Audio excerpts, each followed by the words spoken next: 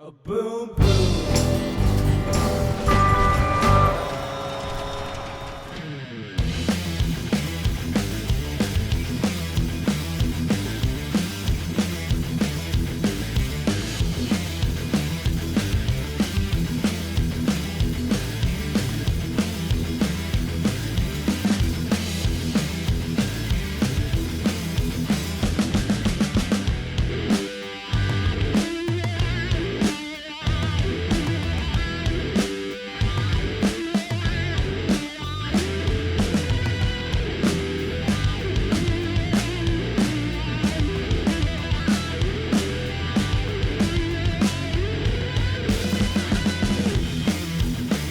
Welcome back to the Orange Invitational here. We have gotten reformed here, and I think we're in a much better place to broadcast the games. On the break there, me and Meaty were just kind of discussing a little bit the four defender meta a little more. What were your thoughts there, Meaty? Why don't you just go over to the stream?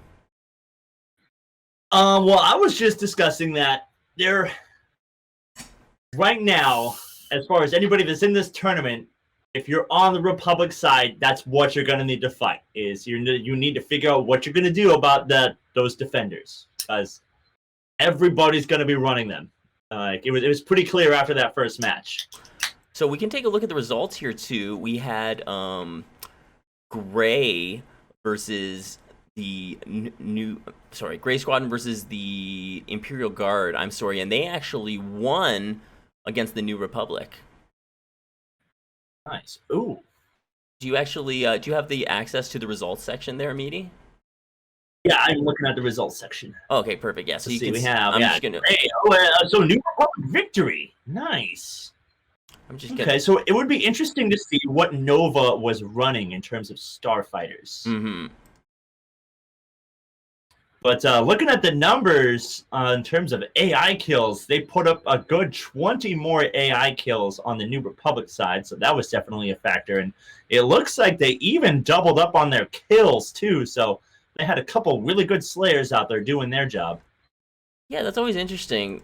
When sometimes you'll see in the high-level games it won't come down to kills at all. It'll be like pretty balanced, and then other times it'll be, a very high kill game. And I think since the Dead Drift patch, we have seen kills kind of increase overall. Ooh, okay, so if I'm looking at these stats right, and the way that I read it, this is a strategy that I've been seeing a lot more. Notice that there's 4 of them with kills, but just one of them with pretty much all the capital ship damage. Oh, interesting. So the strategy that I've been running into is there will be 4 people on Slayer duty, Interceptor duty, just being a brick wall to the enemy team, while just one guy is going around doing all the capital ship damage. And because they have 4 starfighters, 4 interceptors to deal with instead of just the normal 2, it makes it a whole lot more difficult for the standard setup of like 2 interceptors, a support, and a couple AI farmers to do their job. Interesting. I feel like when I play, I'm a very much I'm a much more. 3 or 4 times in a row. Yeah, I'm much more of a low kill player, so like I'm definitely not getting the kills out there for sure. So I wonder if that's kind of an extension of that too. When we're seeing 4 players with kills and others with not, I wonder if that could be an aspect of it.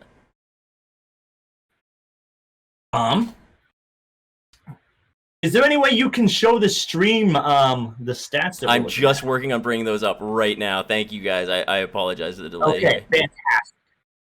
Bring these up. One sec. Okay, so we're going to have these coming up in a second here.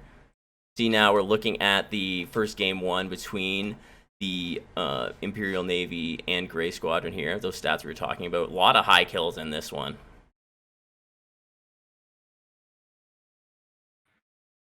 And then just like how everybody has a decent amount of kills there, and how their one capital ship guy only died 3 times, that tells me, or at least that's how I read that as happening. Those 4 were doing Interceptor Slayer duty, and then it was just the one guy off on capital ship damage. And that's something we're going to have to figure out. I've been seeing it more and more. And then in game 2 here with Imperial Guard versus Gray, we can see same thing. It was an Imperial victory for the Imperial Guard again here. They're probably their favorite ship, and a little bit more. You see Palazzo had 13 kills, 8 deaths. A little bit more balanced in this one. Yeah, and then he was kind of just out there slaying for the most part, and everyone else seemed to be doing some spread damage across one with Minor 7th with 44k, and then Hod with 36k. But I mean, they were doing work out there. He's probably, when you see, Zozo and Tasty Bites, they had 10 and 11 kills, so they were probably on defense a lot there, and they were getting the kills. But then we see, a spread farm from both. Lizard was focused on farming, and then we had a mix there of 29 and 24. So I wonder if they were doing a really dedicated double AI farm to try to get those flips a little quicker. That's what the stats kind of indicate to me. So now let's take a look. Yeah, it's interesting looking at the stats after the fact and trying to decipher what happened. Because sometimes, you can have more AI kills, but you're still going to lose because maybe your team died more. And then now here I'm going to bring up the Savrip and Aces 5 game here. And looks like a New Republic victory, actually, against Savrip. So they were able to figure it out. Same thing. Seeing a mix of double AI farms from the Aces 5 team, I think, with Valo and Vix, both 25 and 30. And then looks like Rankar was doing it on the Empire side. Pretty balanced. KDs were pretty much even and a little bit negative for Savrip out there. Now let me take a look at the second game here. Aces 5 versus Savrip. Really good amount of. Still just waiting on the next matchups, probably getting the results in. Pardon me? A really good set of AI kills from Zoltry there. Yeah, he was doing work, trying to focus on it, help his team flip. Then here I'm just looking at the second game, Aces 5 as well. They won the second one with the Empire. And same thing, they had, a few kills. Chester went 10 and 6, but it looks like mostly they were just going balanced and focusing on getting it done. What's up, Doc? We see him leading the way the other side, 10 and 7. Oh, I didn't have those up there. Let me bring those up. Holy smokes. There we go. So those are the stats on game 2.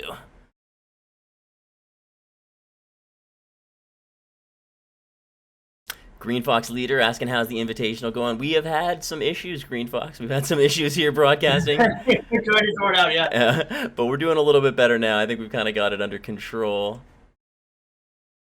Let's take a look. What was the other game then that we haven't talked about? Cobra Tai and Hut Cartel is our other matchup. I only see game 2 posted here, so I'll break that one down from what we can see from the stats.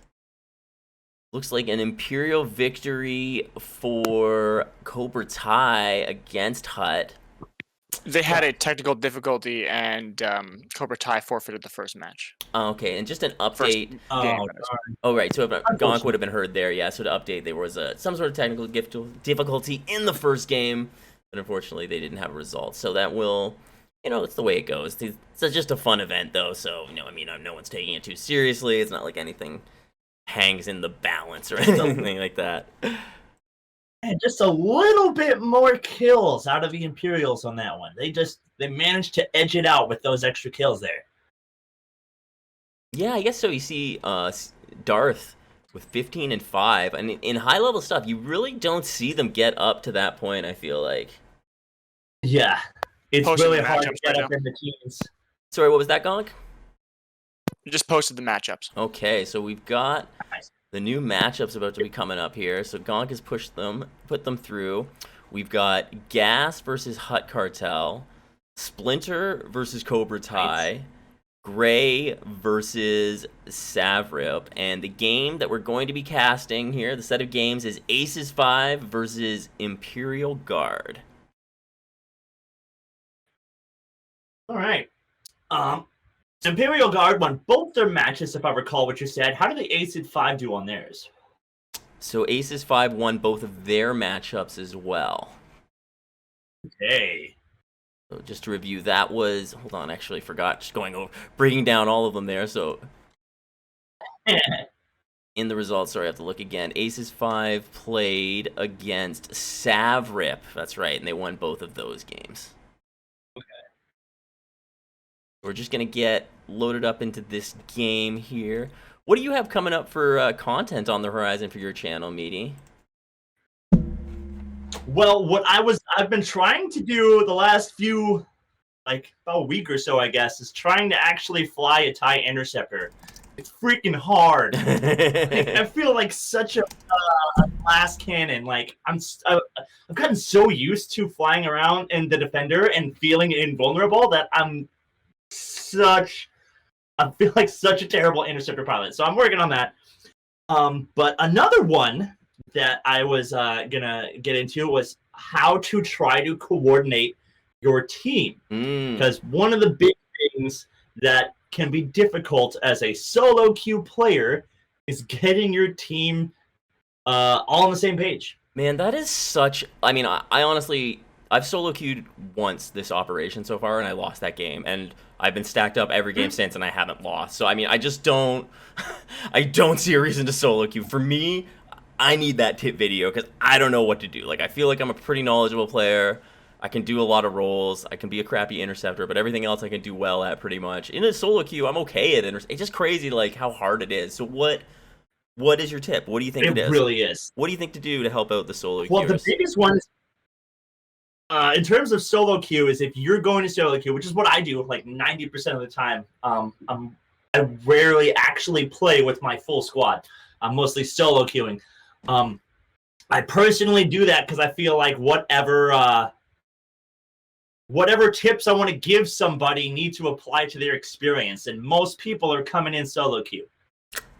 That's a really good point. Yeah, because most people, they don't know you like setting up a full team. It's like when we're talking about like roles, like having 2 bombers to farm, objective players, a support off the start. You kind of need everyone on the same page to form up that way. That's not really an option in the solo queue.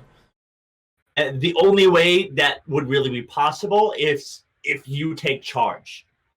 Is you're going to have to be the one that says, hey, we should try this thing. I'm not going to say that people will follow along with you, but if you come at them in a respectful manner, you're like, hey, we're going to try to win this.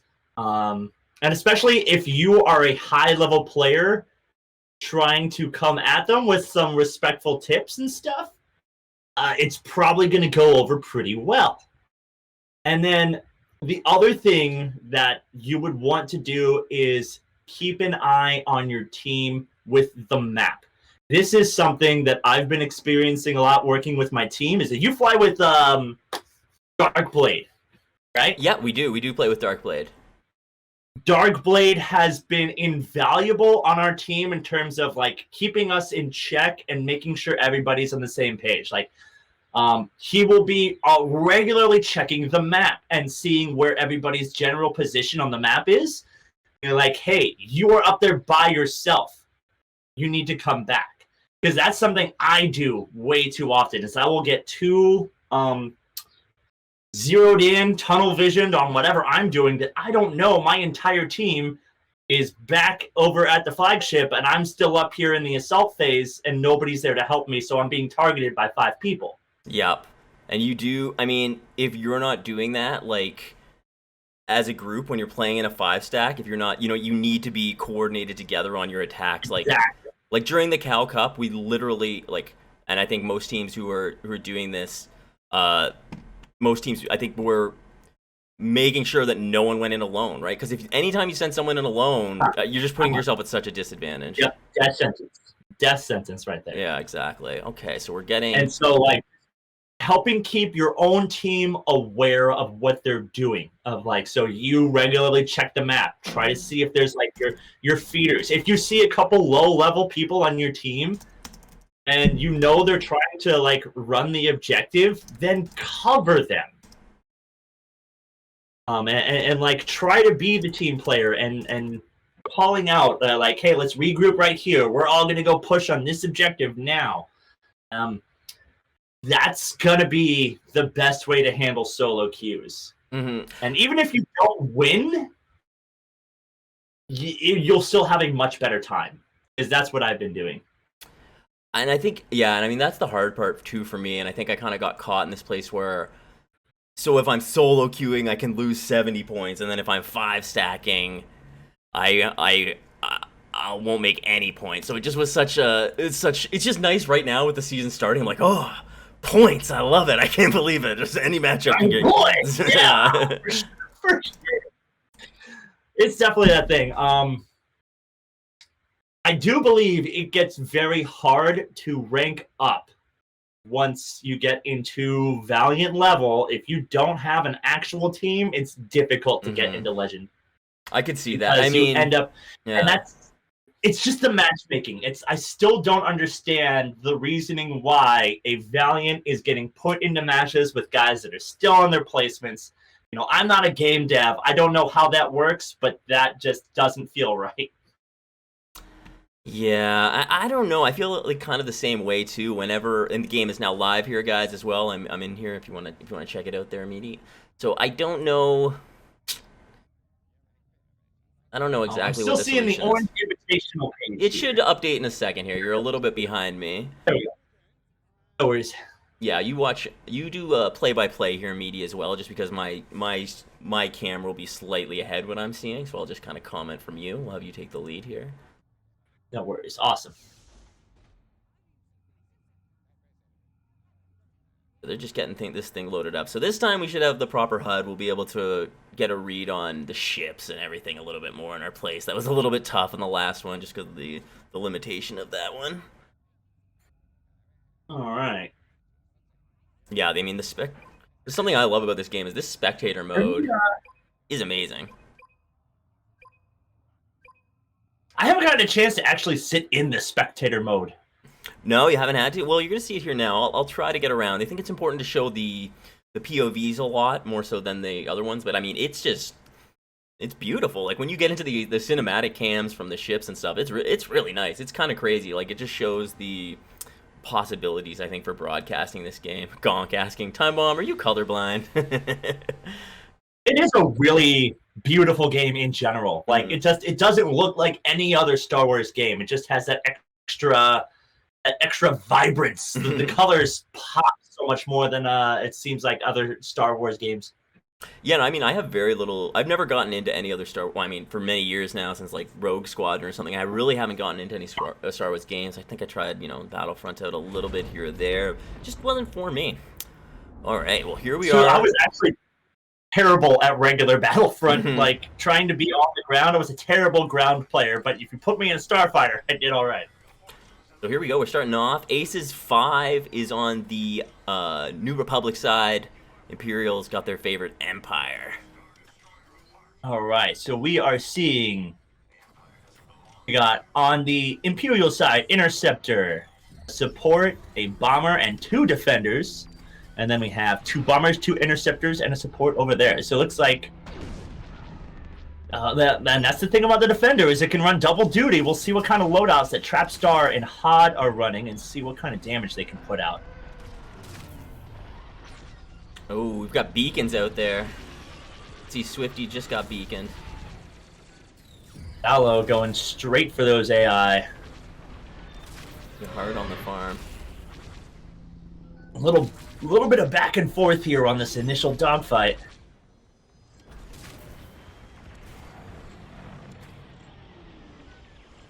They were saying pretty balanced Trying here. to catch up with that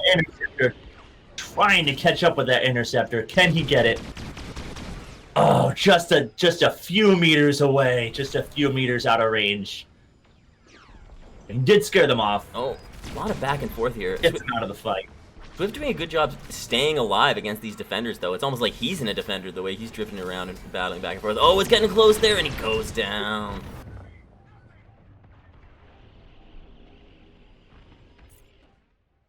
We can see off the start here, Valo doing 10 AI kills. Ooh, and that bar flipped back towards the Imperial side really nicely.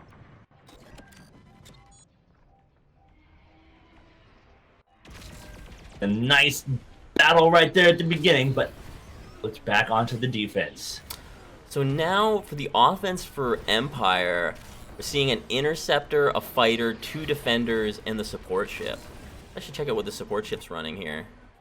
Still on mask. Oh, and Miner defense. just changed into a fighter. Yeah, I see that.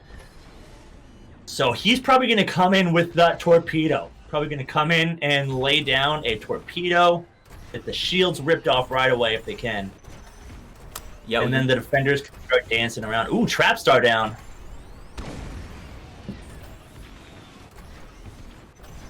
coming in here.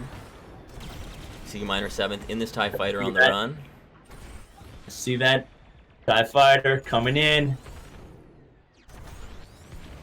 Laying out those torpedoes. Shield's pretty much knocked down here, but they are flipping now.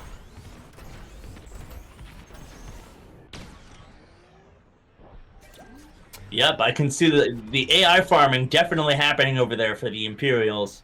So we take a look here again. Valo, 18 18 AI farms for Valo off the start here. Goodness gracious.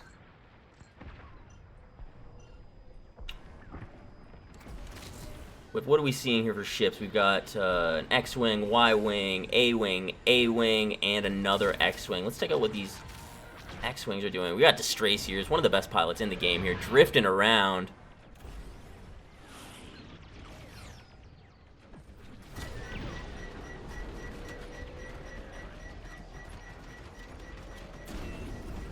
Doing a great job extending this phase. Nice. Yeah, I haven't seen that morale bar dip once. Yeah. Oh wait, there it goes. There's the farming. Yeah, now the farming's starting to kick in. A little bit. Distracier just putting on a clinic here with his drifting, though. Oh, I love it. He just did a video on these moves. I believe they were called, like, the Peregrine. I'm probably saying that. Do you know that word? Someone say the Peregrine. Yeah, the Peregrine. Okay, I just saw that. I need to actually go watch that video. Yeah, and I think that was basically a variation right there.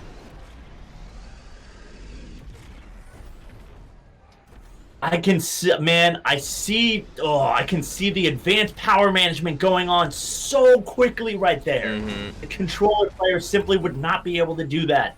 And they are taking, I mean, this is incredible watching this. They are taking, finally they've got beacons out there on him. You can see they've knocked him down to 68, but look how long it's taken. Finally, he's taken out.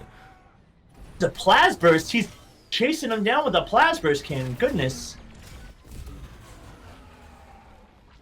Valo in the X-Wing here doing Plasburst, damage. that is not something I have seen a ton of.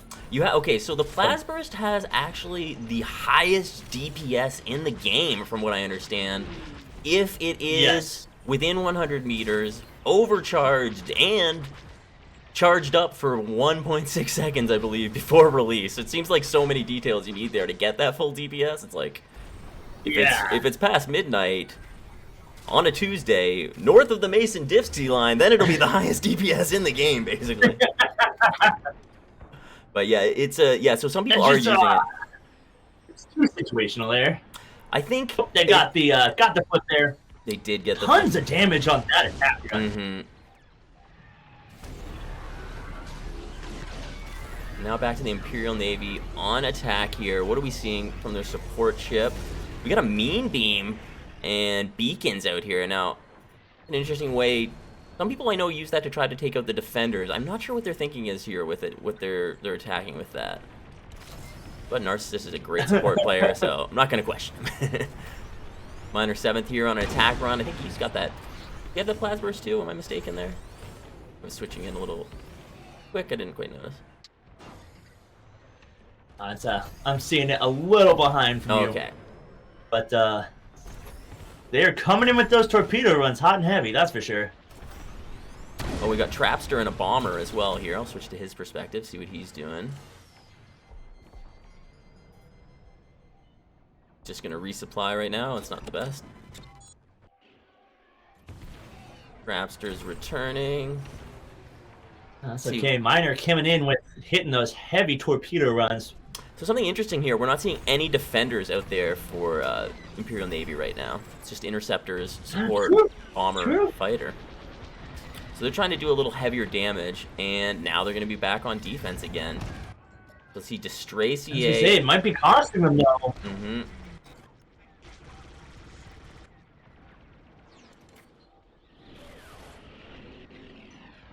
Oh, Tracy is gonna thread the needle here, make his move in.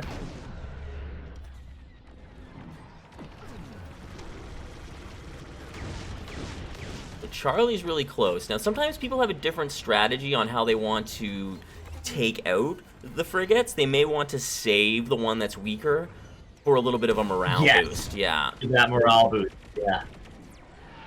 It depends on where you are in the phase. if you've got that full morale bar or not. Yeah, and I mean, I've seen some bad situations where we've saved it, and then all of a sudden they do a quick farm and get a kill, or take out the, and then they flip and you didn't get either. You have to, yeah. So, I mean, they've still got both their frigates.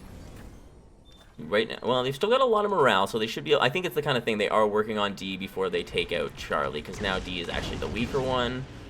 They've been doing really good damage, though. That beacon doing a lot of work for him there.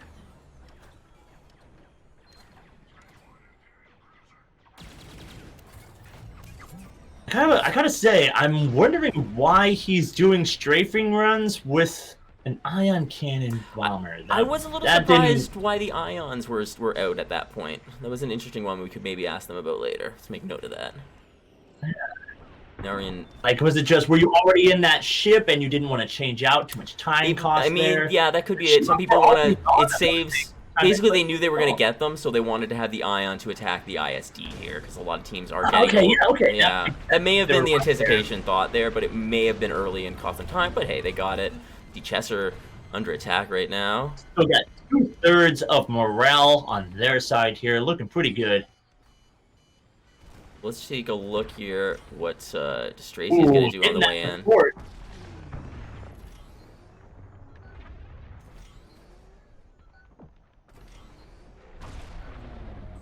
Ooh, big Goliath. Marked and trying to get away.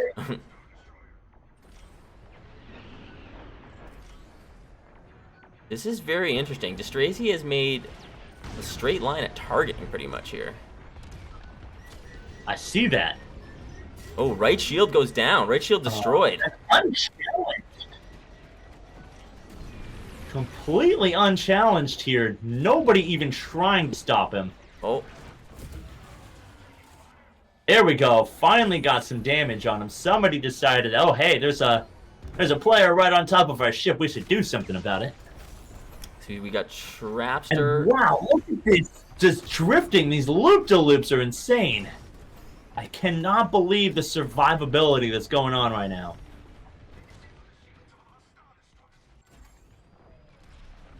Oh, left shield destroyed. Still haven't quite flipped that morale yet. Oh, a little bump there. 3 health left. Can't bump again.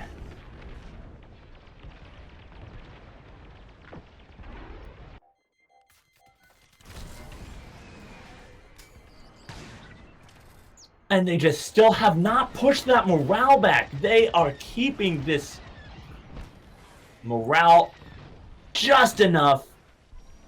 Somebody needs to kill some AI. Somebody needs to do something and get this off of the defense phase. This is an interesting. So they took out targeting, the 2 shields, and power is still remaining.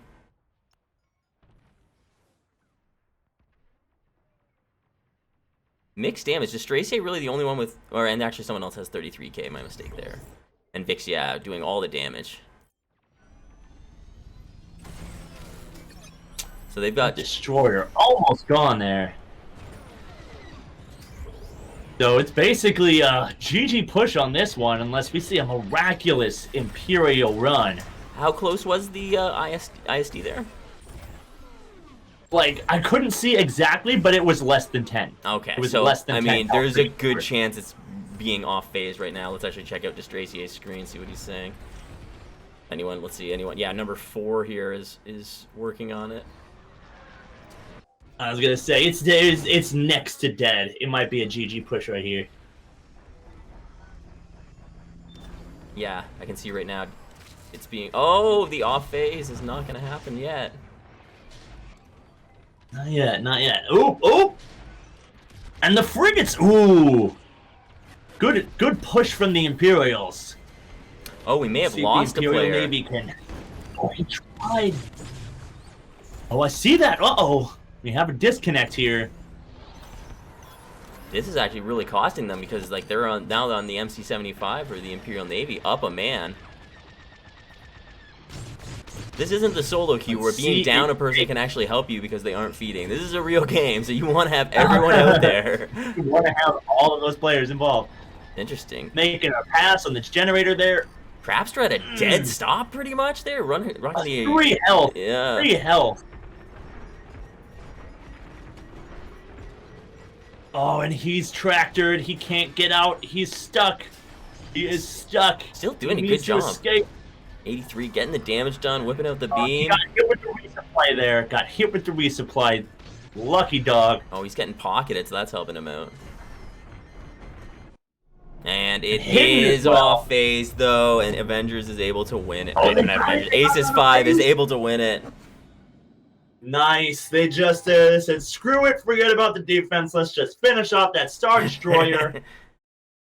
Like, we're down a man. We're not going to be able to defend this well. Let's just go finish the job. What a game.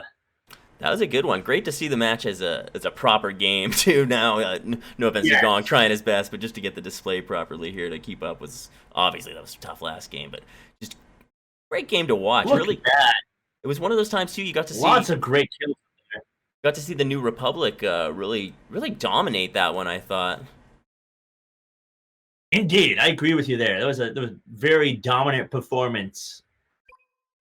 But I think it was also the lack of defenders. We did not see defender usage on the other team almost at all. Yeah, it's a pretty good point. When when it is the meta, you kind of do expect to see it. Like especially coming from the game before where we saw At least so many defenders. And it was such an obviously powerful strategy. I feel like you need at least one. Mm-hmm. Now, I don't know. My guess would be the defenders a little bit slower though. I mean, you can extend lives, you can do the damage. It's it's gonna happen, but it's just at a slower rate. So I wonder if they were going with some of those fighters to do the attack runs to just kind of expedite the damage runs, just because they didn't feel like they had the time. Maybe, I don't know. It's the only reason I could think to go the other way. I feel like the defender is slow on paper. Because when if you have energy to engines, you're only going maximum like 120 something speed. But if you're chaining your boost drifts together very well, you can maintain over, maximum 200 speed pretty much everywhere you're going. So if you know how to drift with the defender well, you can make it a lot faster than it is on paper.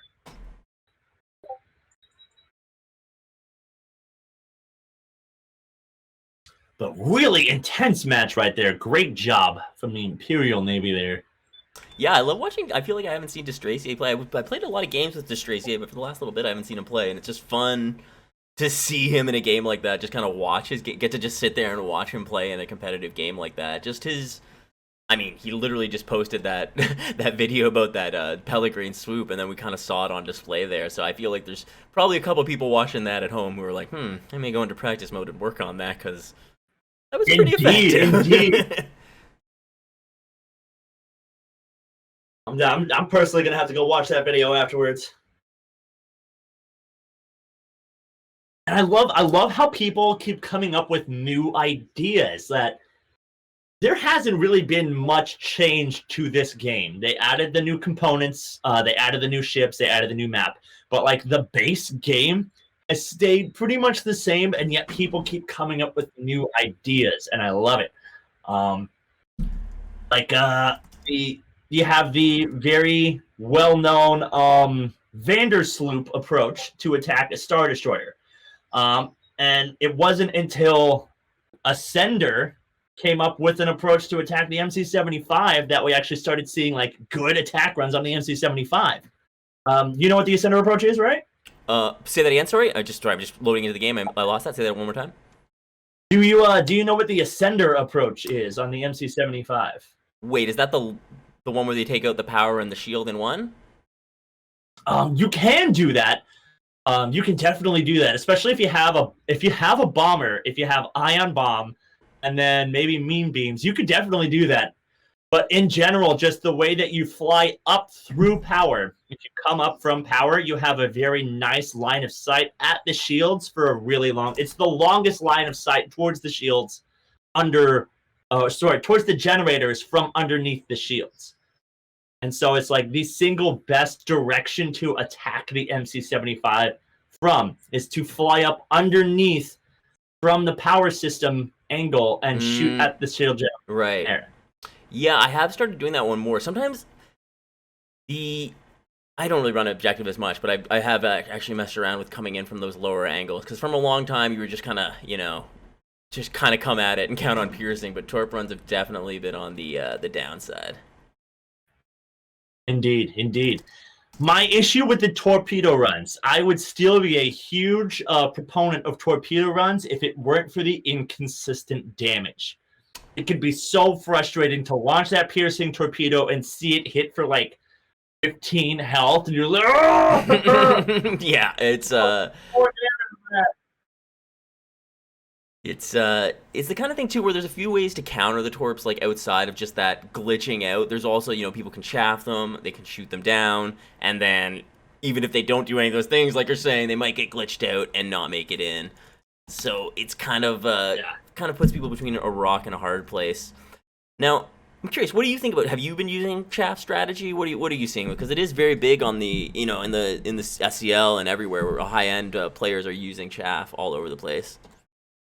I have not been using chaff. As far as defense, it's not something our team has necessarily coordinated together with. We definitely. You got to. I will personally intercept torpedoes by shooting them down.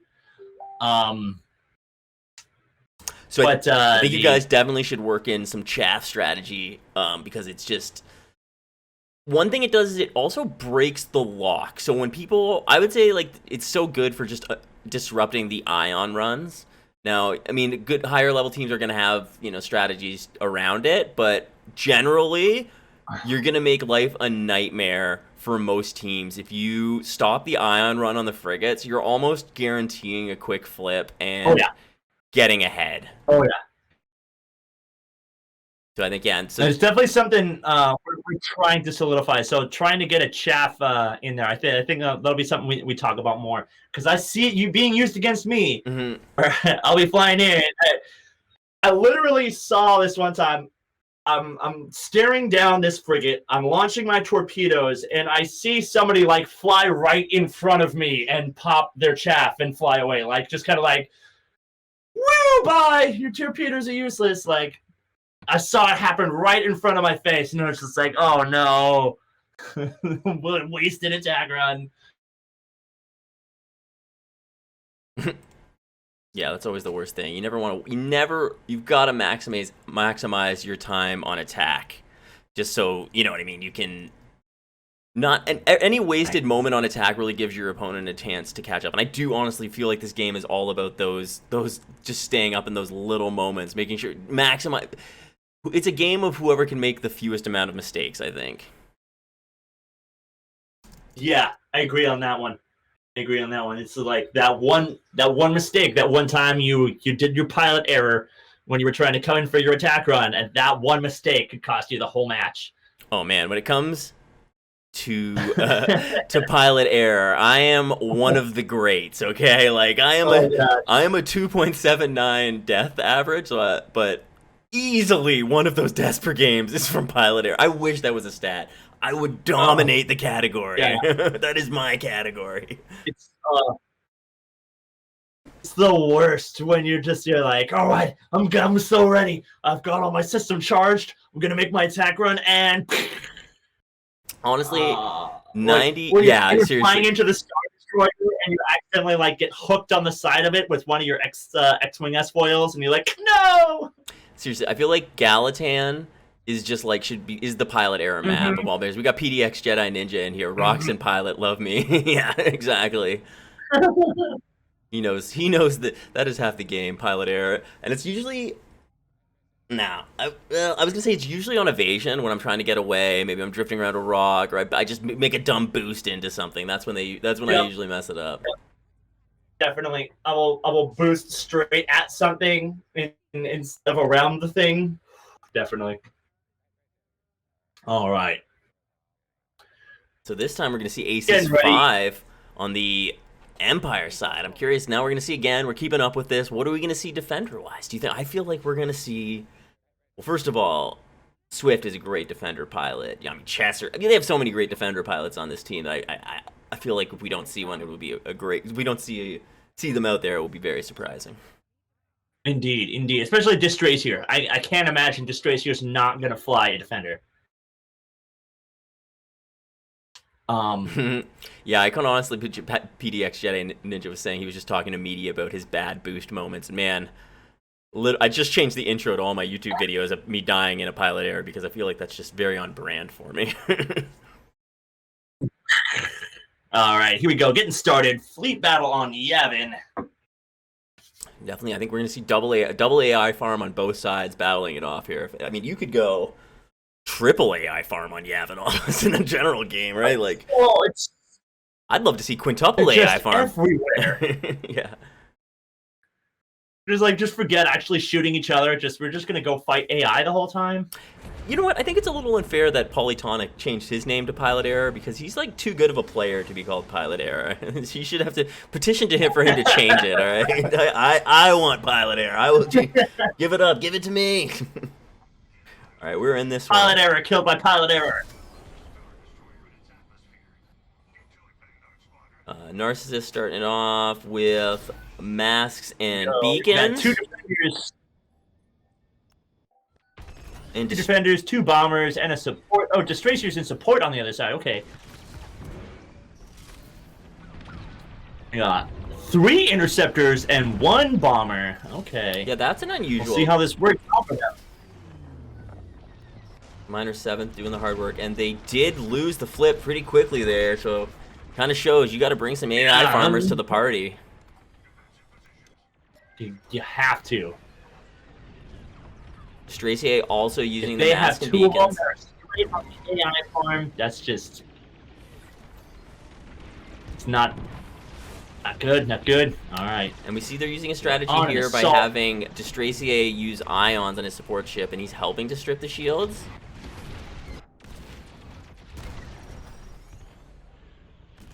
And that's a very important thing of like, I think everybody needs to be able to do some damage. If you have all 5 starfighters can come in there and do something, it's very hard to stop the damage from happening. And we're seeing Narcissist, he's as well, or sorry, not Narcissist, Vix, yeah, as well, using ions on his bomber. Ion cannon on the bomber right there. Yeah. Basically, flying in a straight line right here. Now Ravens, let's see, he is... Still losing 2 for you? Oh, goodness gracious, what is this? Oh, it's pretty much falling out. Oh, that's your old tooth getting pushed out by your big girl tooth.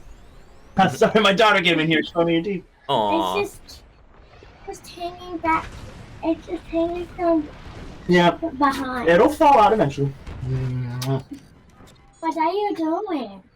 Well, I'm commentating some Star Wars Squadrons. What does that mean? That means I'm watching these amazing players fly against each other and talking about it to the 24 people watching right now. Let me say hi. All right, guys. Well, You go back inside, and I'll come see you in a little bit, okay? okay. Love you guys. Star Wars Squadrons is for the family. Indeed. So They're very interested in what I do for work, so they come out here and check on me all the time. Aw. So we see now Aces 5 is on defense. We're on Vix. He's trying to take out the Corvette quickly here. Hitting it with that ion damage, getting those shields stripped off all the way. That's definitely important. It's really difficult to kill the Corvette with those shields on, and having somebody come in there with the ion damage first is super helpful. So this is an unusual defensive strategy too. We have no support ship out there, 3 defenders and 2 bombers. I've been wondering, we've been talking about with my own squad about how useful is a support on defense? Is it really something you need, or are you going to be better off coming out with another interceptor or another AI farmer? I think the power of beacons cannot be underestimated. They just do so much that they're, I think in my opinion, the most overpowered aux for support ship. And so on the Empire side, I think it's a must-have a support. You could make a case maybe on the Empire side where you having an extra defender out there especially with Distracier flying, it might be worth it here. Now, this has been a prolonged attack phase, though, so I can't say it's been that quick either. Yeah, they're doing good. Those defenders, man, they're really hard to get rid of. See, it's Raven Eye, he's heading back right Lying now. all over here. Vix, yeah, is... And see, this is the same defender I run on an attack phase. This is the same loadout that I would run. I would run burst cannons with concussion missiles and cluster missiles. It's just so much DPS that you can get out while still being super survivable. And they have gotten the flip now. They're back on There offense we go. here. Let's see if they can finish off those crits. Vix, yeah, is just trying to get a couple more AIs. He's making his way in, it seems.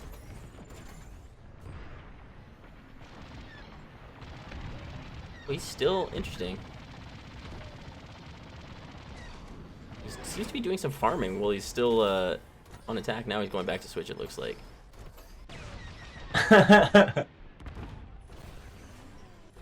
Yeah, I don't know about the offensive AI farm there. I don't know if he was just lost in the phase or what the deal is. Oh, goes down. Might have been. But I gotta wonder what a bomber is trying to do shooting at an interceptor with rotary cannons. Like, it's gonna be really hard to hit. Yeah, I mean, the A-Wings can go down pretty quick from the rotary cannon, though. Some people are using that strategy. I know a few different people who use the bomber in sort of a non-farm, non-objective way where they're being attacking with it, and it really does throw people. They'll sometimes use it in combination with the assault shield. I gotta admit, I have been thrown off by a TIE bomber when I'm chasing him with an A-Wing, but what happens to me is that those damn TIE bombers, they've got so much health. I'll have a guy dead drift, flip 180, and beam me with his rotary cannons before I've even got him down to half health. Oh. I had that happen to me one match where we just had a really good bomber pilot who kept on turning around and killing me before I could kill him. Well, again here I'm watching. Oh, that's ion rockets at Distracier. Distracier is just doing the same thing, just kind of going back and forth around, getting very little trouble in his defender, just able to take out targeting. Defender dance. Aiming at targeting. Again, two games in a row, there is targeting being focused first. Is that the first system down? I'm mistaken, actually. Shields are also down, but it's interesting. Targeting destroyed. Targeting seems to be the first focus of Distracier, basically, on attacking the capital ship, which is interesting to see as a strategy. Because it does... Well, the thinking behind it is that it makes it tougher for people to be targeted while they're dead drifting. That's the idea, so taking it out. Okay, it makes sense for a couple reasons. It seems like the easiest target on every single ship. Like, it's right there on the top, or right there on the top of the Star Destroyer too. So it's pretty exposed on both places. So I can see, and it's also a decent amount of the chunk of the actual health. I think it's 10%. Is it 10%? I don't think it's that high. I think that might be mistaken. It might be 5. Maybe I'm wrong. I could be wrong. Correct us in the chat. I could be way wrong with that. 10 seems high to me though, but maybe it's 5 and it shows a hull breach that it does one of those. Maybe it doesn't. I can't remember. We need to be corrected by the chat there, and you might be right. I'm not sure. But like, I thought it was a relatively high percentage of the hull of the. Yeah, 10's a lot. 10 would be a lot. Itself. Yeah, maybe it is. Maybe it varies too. Yeah, 10 would be a lot. But it's also one of the hardest ones to destroy. It has some of the most health. That's true. That makes it worth it. And the other reason that people like to do it is so that they can out of phase, like we're seeing right here with Distracier going around and just trying to continue to extend the attack. They're on defense right now, and he's just having a ball. So yeah, the thinking is if you take out targeting, then it's going to make this out-of-phase drifting and destroying that much easier. That's kind of why I'm staying on him now, because this isn't something you see a lot of, I feel like, is this sort of out-of-phase attack, and this is like, you know, okay, now he's back. They're back on offense, and literally he has been around the MC-75 attacking it the entire defense there, too. Hasn't gone anywhere. He's at 5%, you think? Literally still at 100 health as he does this. Oh, Gonk is putting in targeting is 5% of the hull, he thinks. I'm not... Now, what may be the other 5 then would be if it does make a weak point. If it makes a weak point, then it may be the other 5. I really think it's 10%. because weak points are worth 7. Oh, okay. Good point. The Good weak point point. is 7%. And there we 'Cause, go. like I've yeah, wow, that out of phase man. Nobody even tried to stop him. Yeah, I don't know. Anyone who's watching this right now has just got to be thinking. That was a master class in out of Yeah. phasing from Distracy. I'm thinking about jumping into that was incredible. jumping Look into at a all private those match. defenders, by the way. Yeah. Look at all those defenders, by the way. See, Distracia only died one time that whole round. Did 62k damage. I mean, Imperial Navy got to be a little annoyed there with seeing that much out of phasing, and they couldn't even get the flip there. Now, they did some very interesting things, the aces there, not having a support ship on defense. I liked that. That was interesting to see something different. And notice how everybody on the Imperial side has at least some kind of capital ship damage. Like, everybody was in... Distracia obviously had the most, but everybody was in there doing some work. Yeah, that's true. So it seems like, exactly like you're saying, with having 4 defenders out there, teams kind of can do it by committee a little bit more, and then maybe have one person like Distracia kind of focus on doing that out-of-phase damage, etc. I think, too, the biggest mistake, the only real, like, mistake that I saw from Imperial Navy was probably only having the 1 AI farmer off the start. That's because you know they're basically gonna have 2 AI farmers on Yavin, so you kind of got to be ready for that. Yeah, that was definitely hurt them in the beginning, is they were able to get that assault phase, and then it just laid out so much damage. Yeah, someone commented in Hot TV, Defender looks balanced. It's like, yeah, I mean, Super more and balanced. more as we're watching these games, we're seeing a lot of dominant defenders, and that seems to be what's making the difference for a lot of it. The balance, I think the balance of the defender was supposed to be the difficulty of using it, but people have gotten so good at it that it's easier to do it in any other than in any other ship. Yeah. I feel like if the energy charging rates were slightly nerfed, whether that be in the engines or the lasers or the shields, the thing that makes the defender so strong is that you can get any of your systems overcharged within a few seconds. Like, and that's basically what I'll do in a defender, is you charge up your boost meter, and which only takes 2 to 3 seconds, and then you sit there just chaining boosts together while overcharging your shields or your lasers. I mean, and so we've seen some really good tutorials actually come out from Scalp Waka. Shout out to Scalp Waka. He's been making some more YouTube videos as well, and which is nice. Yeah, yes, I definitely appreciate the content and he's making. Because yeah, he's doing some stuff with he just made a video on boost skipping, which is definitely worth check out if you haven't already. That's essentially the idea that I'm thinking about here with the defender, is like you're abusing the boost skipping to stay basically constantly overcharged. Yeah, that's basically, I mean, like, at this point in the game, you almost get unlimited power as long as you do it right. In this point in the game, the best players are the best players because of their power management abilities, and they can use that power management to basically have infinite boost. So I think that's making the difference. Okay, you know what? We're going to take a little break here. We're going to take a 5-minute break, and then we will be back. We'll kind of go over the other games this round and pick up for the next round here. We'll be right back.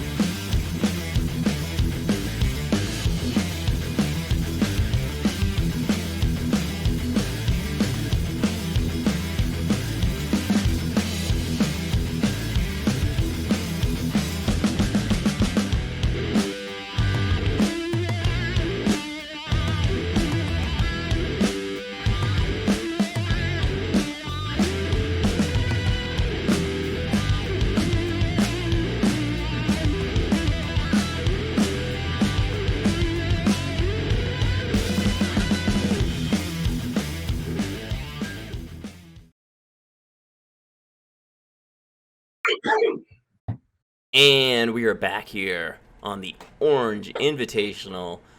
And really thank everyone here for checking out the stream. We really appreciate that and bearing with us through the technical difficulties. It's amazing that you guys are bearing with us. So we're going to kind of go over the results. Yeah, you guys are having a great time.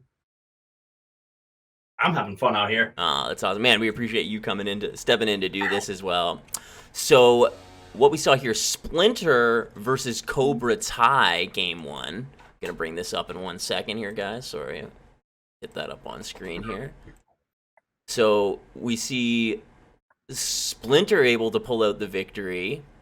A couple players with you see Nop with 0-5, no kills, and Fenkar with 48k damage, Brunus with 44 damage, going 1-1. Seems like a pretty low kill affair overall. A couple, Jareen and Scalp getting it done, but mostly lower, and seems like a pretty balanced attack. What are your thoughts on those scores?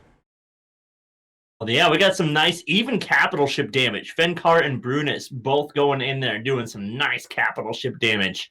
And yeah, that's a very, very low kill, low death game compared to some of the ones we saw earlier. And then we can take a look here at game 2 with Splinter versus Cobra Tie. It was a victory for Splinter in this one as well. And we see Brunus and Fenkar again, 64, 63k damage. They're putting in work there.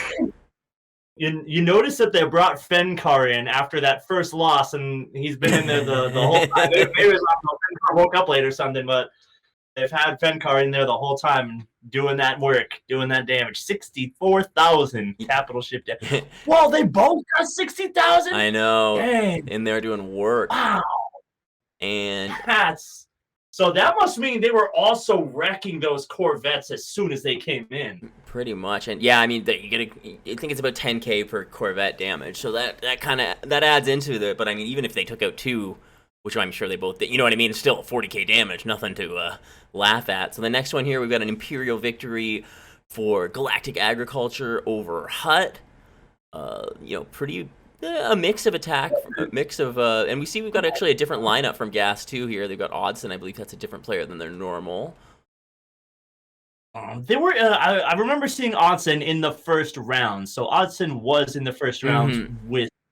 Yeah, I think you know what? It's just a different lineup than their Cal Cup lineup, I guess. So then. Yes.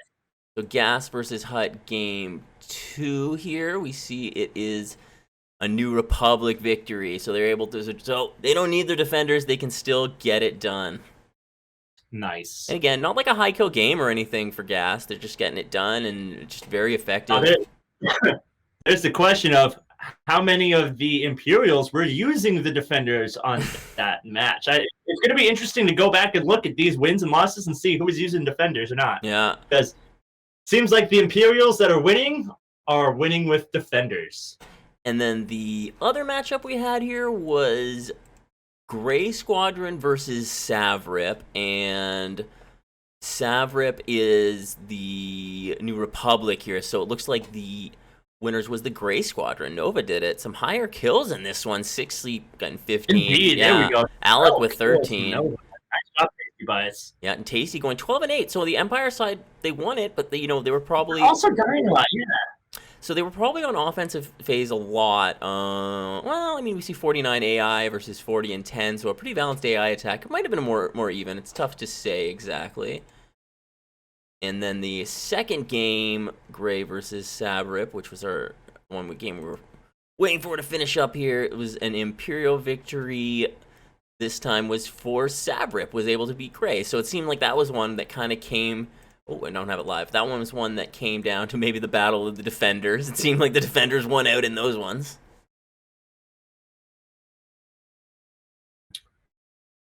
And we have two more sets of matchups, correct? We have another pair of matches and then one more pair after this. That's correct. Yeah, we got 2 more rounds coming up. And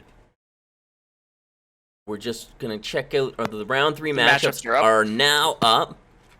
So we are going to cast Hut Cartel versus Gray Squadron this time. All right. Imperial Guard is playing Splinter, Savrip versus Cobra Tai, and Gas versus Aces 5 in the other one. So we'll catch you up on those ones afterwards. And we're going to go over the Gray Squadron matchup here first. I'm just waiting to get the info about the game details, and then we'll get into that one. So Gas versus Aces 5. That'll be interesting to see their rematch. Yeah, it's funny, we're seeing the Empire kind of dominate here today. I mean, we've kind of known that, but I feel like we're seeing it more so than at the Cal Cup. I think more people are catching on to just how powerful that defender is, and right now the New Republic just doesn't have an answer for it. The New Republic needs an answer for the defender, and we haven't quite figured out the best strategy to take down when you have a handful of them. I mean, I've kind of been preaching the last little bit too that the game's in a good place. I thought the game was balanced. I thought, I didn't feel like I was going to win or lose depending on what faction I had. It felt like the game was determining it, but now Well, I'm rethinking that. keep in mind we are watching the top level of play, and I honestly don't usually see that many defenders in the game, or when I see people use the defenders, they just don't know how to do it right. If you aren't basically abusing the power management mechanics, if you're just treating it like a regular starfighter, the defender sucks. It is terrible. It's garbage. It flies slow. You pretty much have to be in a constant state of boosting and drifting if you want to survive. Okay, I'm going to throw something at you here, Meaty. Yeah. You got to be doing that. You got to fly every ship like you have a defender. You got to be maximizing your power constantly. No matter if you're in a bomber, you're in a fighter, you're in a support ship, and I mean it's not easy. The defender's obviously the easiest one to do that with, but it's also you have to have that same approach with every ship you're in as much as you can. I think that's why you see, some pilots are able to. I mean, like Destracier, for instance, he can do things. He can extend his life in a Y-wing in a way that I can't in a defender, Above that Star Destroyer doing loop-de-loops in that Y-wing. That was pretty incredible. Yeah, some people are just on another level. I mean, he's a mouse and keyboard, and each different control style has their own advantages, and I think, when you're a mouse and keyboard and you're just on that keyboard, you probably are able to, maximize the power in a way that's just, obviously beyond me on controller and different than the flight stick. Not that people can't do it with different HOTAS. The milliseconds between, the buttons you have to press as opposed to, the time it takes me to move my thumb to press the targeting buttons and whatever. Yeah, and I think that's why anyone playing on controller, you have to have your layout set up so as though you can do as much as you can. Yeah, you basically want if you're on controller, you want your right thumb to always be on the right stick, and you want your left thumb to always be on power management.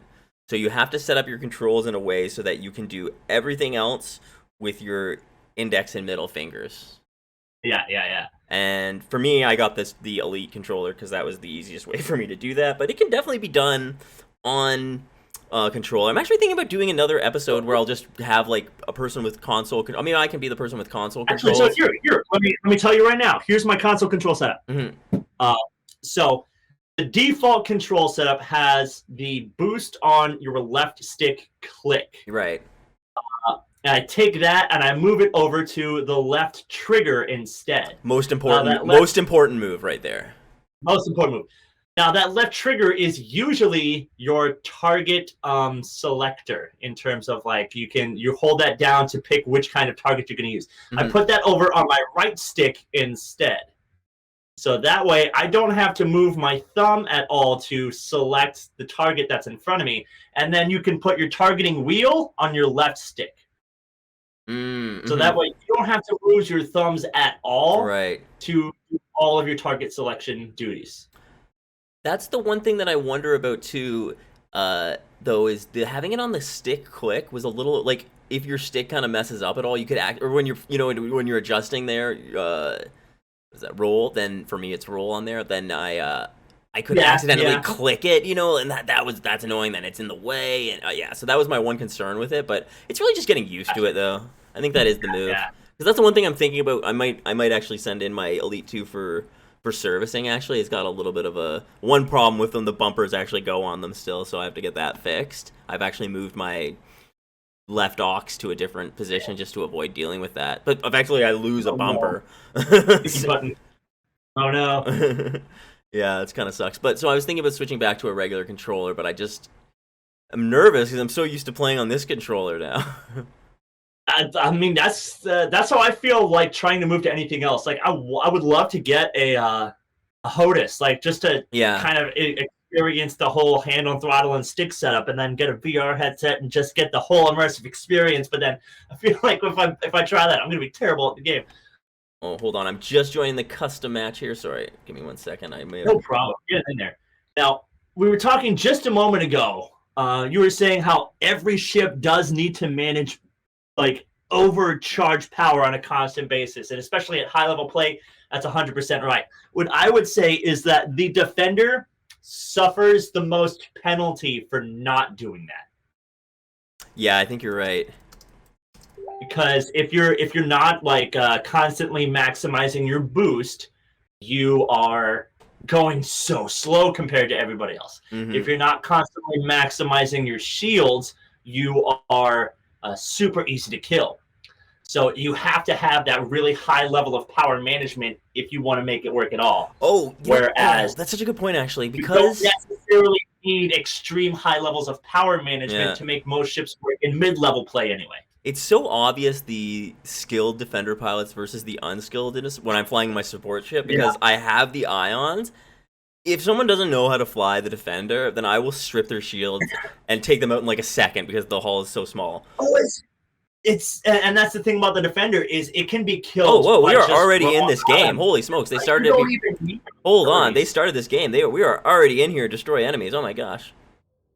Oh, goodness gracious. Let's get that screen up. Yeah, we got the screen up here, guys. Sorry, we are coming in live. Destroy enemies. We're about 25 seconds into it here. We're looking at Fenwin in an A-Wing. That's... Oh, no, sorry. Stardude. My mistake. Not Fen. Fenwin is in the support ship. Fenwin? A-Wing? Oh, looking at Fenwin. So we've got Huts on the New Republic. They've got 2 A-Wings, a support ship, and 2 bombers. So let's see if they are... hard farming here. Gallatin out on the A-Wings. Gallatin's coming in behind that support. Get that Reaper, taking that Reaper out.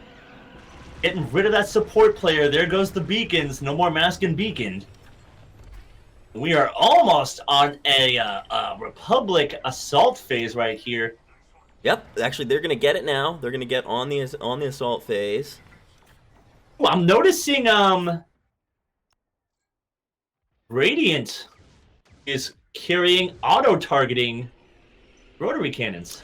Yeah, so a lot of people do like to use that as a counter to the defender, basically just getting more ion out there. Someone even mentioned in the chat five Y-Wings with the auto ion cannon and get it done.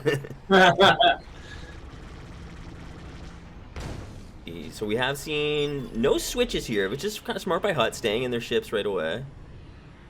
We are on the assault phase. Let's see if they can make good use of those defenders this time.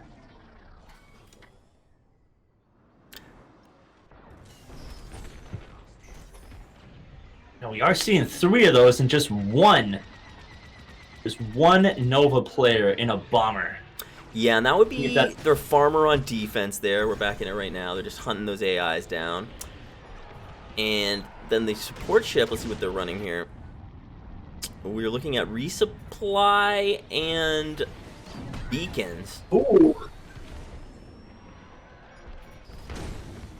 Now the taking not morale back. Resupply is kind of in the earlier phases. You don't see as much resupply, and I mean, I think the reason people had it before, a lot of times they were getting resupply on the ion runs, I think was where the advantage, so people didn't have to come back with torps, but people have kind of gotten away from torps now, and I think the resupply has fallen off is because the mask and beacon can be a little bit more powerful.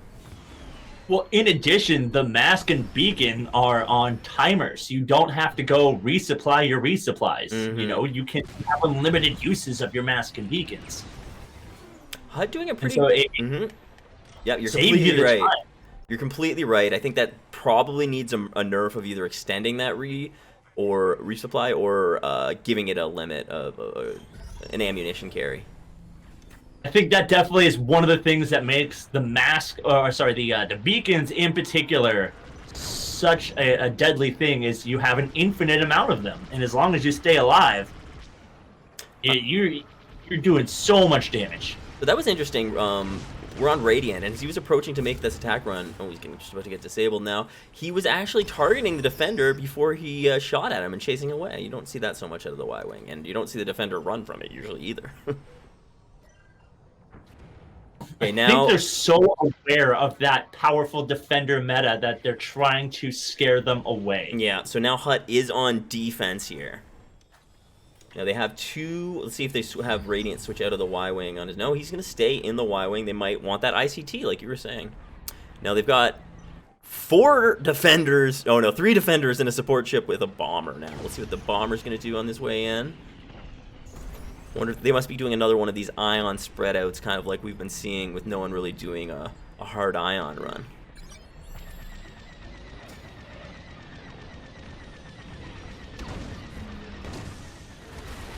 Shield's already getting ripped off that Nebulon. What did they hit it with? That wasn't a torpedo. Yeah, I'm not sure who did it. Maybe the defenders are doing it by committee. Well, they lost a bunch of defenders there. Shields are down on Charlie. Oh yeah, these guys are still on the assault phase, doing well. Yeah, morale has flipped a bit. Let's Might check have, it. might have been, yeah, no, there's a few of them running ion missiles. I think they got hit with a few ion missiles. So Radiant's working on the Corvette now, and AI. Interesting. Yeah. Did the Corvette go down there? Did he get it? Yeah, it is down. He's back to the AI farm. Sheriff is down right now. Let's see if he's also gonna. Let's take a look here. He's also, so they're trying to get a double AI farm going. Back on the offense. They're really close. It's almost there. There's a few more AI Yeah, kills. that's why they may be focusing on the AI, but are they sacrificing too much damage to get it here because they don't have the defense? Fenwin on Mask and Beacons. She's also a great Slayer support, so maybe that's their thinking. Have the double AI farm, and they've got the defense from Fenwin there to kind of back it up, so they're not sacrificing as much. I've played with Fenwin before. I got to fly with them during Operation Ace. They flew with us on. I joined the Rogue 181st for that. Nice. And Fenwin is a great shot caller. They did a great job of like gathering the team together, pointing out all of the different attack runs coming in, prioritizing target. Like doing a great job right here of. Yeah, the Fenwin trademark too is doing the ram with her support ship. So we'll see if we get her. If she does do one, then we will do her famous ram call out if we get a chance. Yes, I'm pretty sure I saw a specific Reddit post where like with all the fails, fucking ram them.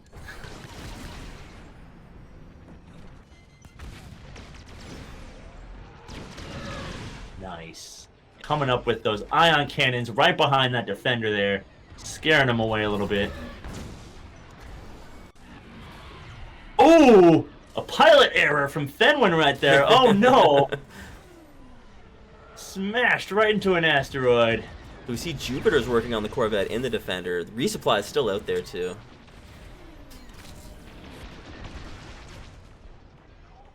Now switching off to Hutt Sheriff here. They've still got those 2 Y-Wings out there, liking that run. They're not. You see a lot of teams go to X-Wing, so to see Y-Wings out there this long is a little different. Yeah, I generally go for an X-Wing when I'm on attack run. I just don't feel fast enough in a Y-Wing. Yeah, excuse me. I mean, that's the name of the game right now. People, not the name. People have been asking for a buff to the Y-Wings for months now, so I don't know when we're going to see that finally happen. I was listening to your podcast with Geo, and I love the point that Geo made. We're like, okay, we got, the Imperial side got the Defender, which was something that they desperately needed. And then the New Republic side, they got the B-Wing, which was a slower bomber, and that's not what the New Republic needed. Yeah, it didn't need a bomber that was slower than the one we yeah. slow. So pretty prolonged attack phase right now for Hut. Doing a good job. They've got just a little bit. A's down to about 25-30% right now. Gallatin can be a difficult map to AI farm on just because of all the obstacles in the way. Oh, but they need to get it quickly here because they're only about 2 AI or 1 or 2 AI away from flipping this one now. Take a look. Who's coming in? They've got no objective players out there. It looks like just A-Wings and support. Fenwin's under fire. This could flip, and she goes down. They're going to get the flip now.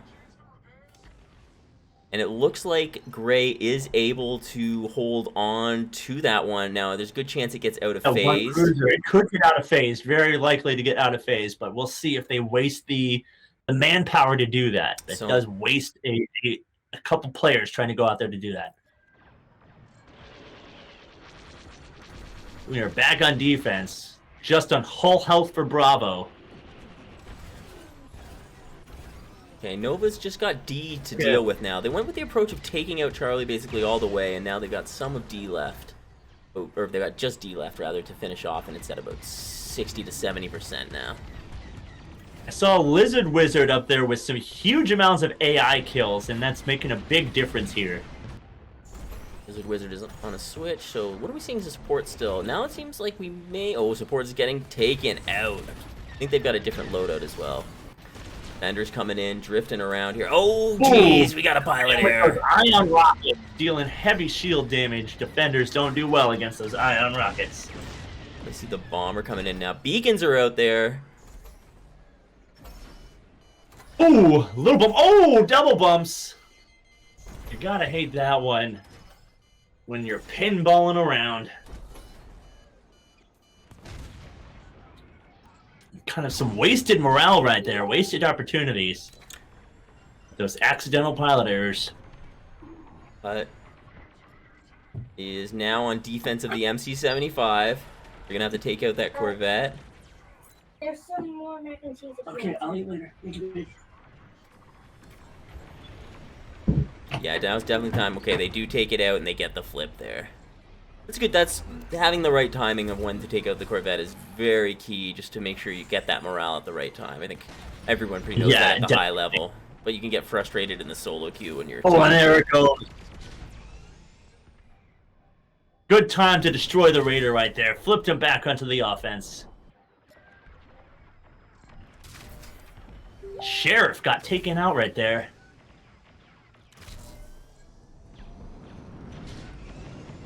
Live and protecting the Corvette on the way in, using it to get some cover and try to find the enemy to kill next year. He's kind of finding his way into a joust against the defender. They're going to pull off, and now he's on his tail. Oh, Liven's going to give up on him, though. Going to reposition. Yeah, Liven's basically just trying to create air superiority so that the bombers can kind of get in here. Now we do see Radiant in an X-Wing for the cap ship, though.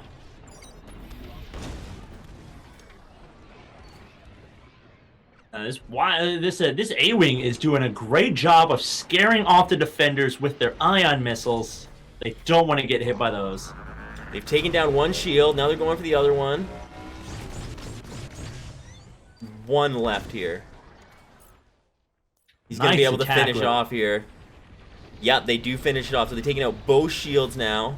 That bomber... Excellent. Wow, with the meme beam coming in there. Yeah, just like you were saying, you're seeing more meme beam. We see it on display right there with the Y-Wing flying in. Now we got Radiant. He's going to look to take out the targeting system. Power's still up, but like we've seen a little bit more now, people are looking at the targeting system just a little bit. Interesting.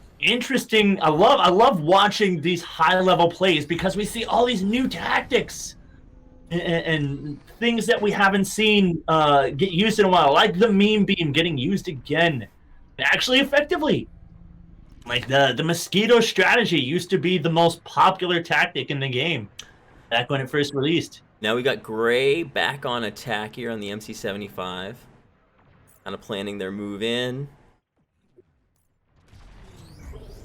We'll see if we have a few more AI farmers come out on the Hut cartel. Lizard Wizard going right at that shield gen, trying to get under the shield and attack here. right up against it, and he's able to destroy it. Classic mosquito. That Taking classic it out. mosquito. Now he's That getting is to the other exactly side the too. kind of- Oh, it's hitting That's him against exactly it. the kind of loadout I would use.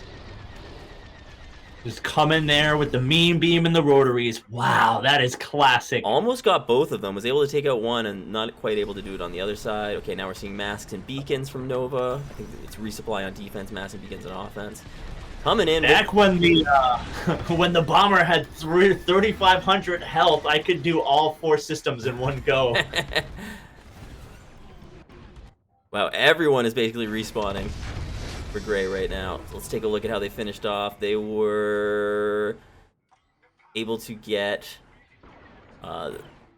both shield gens. Power's still up on Both it. shield generators down. Yeah. Lots of damage on the the power system's down too.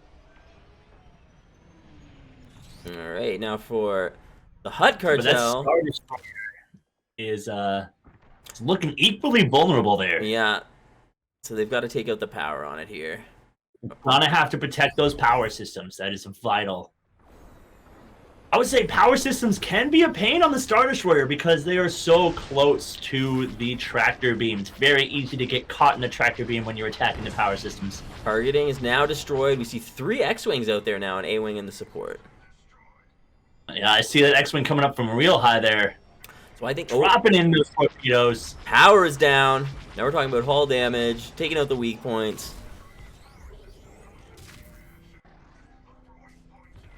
This might be the push. This might be the win right here. They can nail those cracks in the hull. Get those critical hits in. Seeing some good masking going on too. Having a really hard time killing people that you can't see. Oh, that's going to do it. Those last hits, they're going to be able to pull this one out. Hut Cartel is going to pull out that victory. It's a good game. Good game. A little back and forth there. Gray made a nice push. Was an excellent job of countering the defenders. That A-Wings was doing a great job countering the defenders right there, pushing them away with those ion missiles. They just hurt so much that you want to get away. Yeah, they had a lot of interesting team makeups, kind of that one too, where we saw, 3 X-Wings, the Y-Wings they were on for a while. There was... You can see they even spread out the AI kills there a little bit at the end. There's a few of them. It looks like each of them went to take out a squadron. Like, okay, let's spread this out. Let's each take down one of these AI squads. Yeah, and I think it was mostly Radiant and Sheriff, and the way they were kind of doing it was, I don't know, but I think they were kind of like passing off Corvette duty and just finding a way to be like, okay, I'm on it, your AI, when one went for the Corvette, the other just seemed to go for the AI, so they were getting this really balanced approach to it. As opposed to Lizard Wizard over there who had 48 really good effort on Lizard Wizard's part, but wasn't enough. Yeah, so I think it was kind of like what I said in that game. I thought that the approach was that they were letting Fenwin be an extra line of defense so that they could allow 2 people to kind of go off an AI farm. Right. Fenwin was also out there with the ion cannons doing some damage to those defenders, kind of pushing them away as well. That's true. So I think that was kind of another thing where that's why I don't like dedicating 2 AI farmers. To the masking, yeah, that made a huge difference on that attack run. When you couldn't see what you're trying to shoot, that makes it really difficult. Mm-hmm. So I think that's kind of the approach that they're going for, that they felt like they could have the double AI farms on defense, which you don't usually see. And wait, was that Galatan? Am I mistaken? Was it just Galatan? That was just Galatan. Yeah, correct. so on Galatan too, you usually don't see double AI farm. It's kind of a tough farm. The rocks are just annoying. So I was kind of surprised to see that, but that's interesting to see. It's something a little bit different. Just want to bring up the stats here again. Fenwin only went 1 and 4, so she didn't have a crazy amount of kills or anything, but she had 17 assists, right? So she was definitely ripping the shields off and getting those defenders hurt for the interceptor to come and mop up. And a really interesting mix of cap damage from Hut 2 there in that game. Oh, here, I should bring this up for us to look at. One sec, guys. So if we take a look here, we see 40k cap damage from Started, who also went 9 kills, 2 deaths. Pretty solid round there. 9 40k, and no Corvette damage, I don't think either. And then Liven went 11-5 with 19. Radiant had 46k damage. Sheriff had 21. Yeah, pretty like so. A couple of them had near 20,000. A couple of them had 40,000. So nice 100,000 capital ship damage all around. And then Lizard Wizard with the 50k damage, so definitely putting in work too. And I mean, Juder with 32, Tasty Bites with 22, so they were getting it done as well. Nike had a tough round out there, going 0-7. I have been there before. That's always tough. Too. Sometimes it just feels like you're getting focused though too. Sometimes it's like I played against was it like Scalp the other day, and like he was dead. Like I went back and watched the stream, and he was just like, "Yeah, I had to bully Timebomb at the end of the game." There, I was like, damn it!" But I was just in the support. I'm just in my little support ship. But he got sick of my Bastion beacon. I think he killed me probably like 6 times at least that game. But I think even on the last 2, he died to the ISD to get him. So that was I took that as a compliment anyway. And then he needed it that bad. Right. Now, you were talking about how they had a nice diverse range of capital ship damage. I think that's a great strategy. It makes it hard for the enemy team to prioritize who to kill. If everybody's doing a really good amount of capital ship damage, it's going to be hard to specifically send more than one player. Like, okay, this is the player we should be looking out for. This guy is doing all the capital ship damage. But if there's 4 players out there doing heavy capital ship damage, it makes it really hard for the team to mount a solid defense. Yeah, that's pretty much it, I guess. So you're seeing a lot more damage being done by committee, and that could change if the meta shifts in another way or something. Like if a new weapon becomes powerful. But I think, like we were talking about, the counters with torpedoes, like people have kind of switched to like concussions, these mean beams, different things that they don't have to worry about being countered. They just want to get in tight. Yes. Yeah.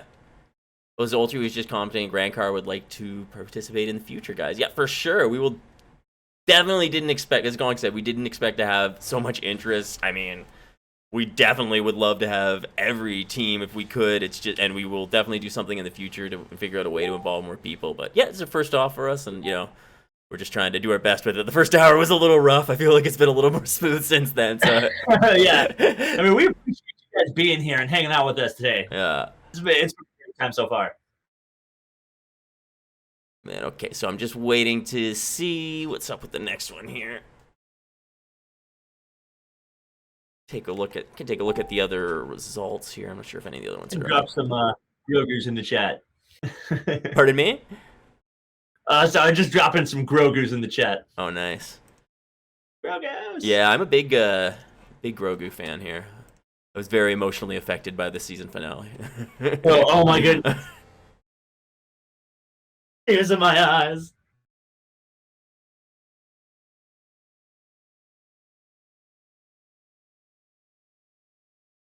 So, okay, speaking of shows, which of the coming series are you most excited for? We got a lot coming down the pipeline. Of the MC, or not the MCU, of the new, what is it called? What is the Star Wars U? The expanded universe? I don't know what they're calling it. SWU. So SWU, the Star Wars universe. I'm gonna go the opposite way here. I'm gonna tell you what I'm not excited for. I'm not excited for waiting so long for a new season of Mandalorian. That's honestly all I really care about. I'm sure I'll love all the new shows, but I'm not as excited for the whole year. Boba. Yeah, I mean, I'll probably love. Don't get me wrong, I'll love it when it comes out, and I'll watch it, and I'll probably change my mind. But I just right now, today, I'm like, man, I would much. See more Jen and Grogu. I want my Grogu. But I think, actually no. So my next one though would be the is it the Rogue Squadron? I can't remember what it's called now. That one about a new Rogue Squadron, basically. That's what I'd love to be about. So the new Rogue Squadron movie, the one that's coming out, I'm really excited for that one. That Patty Jenkins is going to do it. I mean, with that, the Wonder Woman in 1984 went so poorly in response. It's good she got that one lined up before that came out, because that is kind of a disaster, apparently. But I didn't see it, so I don't know. We'll sweep that one under the rug and imagine it didn't. But I really think she's going to do it great. It just seemed like she's so motivated to do it, so I think it's going to be that one I'm really excited to see. I hope the Canadian from Kim's Convenience, I forget his name now, I hope he gets even a part in it. That'd be so cool. I think I would think more likely to see him in the Rangers of the New Republic series. Good that's call. coming. Good call. Yeah, that would be awesome. Are they? Hold on. I'm trying to see if Hut has their next one up yet with Gray. Who was the other person? Then so 1 in 10. Nova. Okay, I'm gonna join it here. I don't have the thing yet though. Hold on. Just working on getting into the game. My bad. Yeah, we'll get there. Sweat man, got this.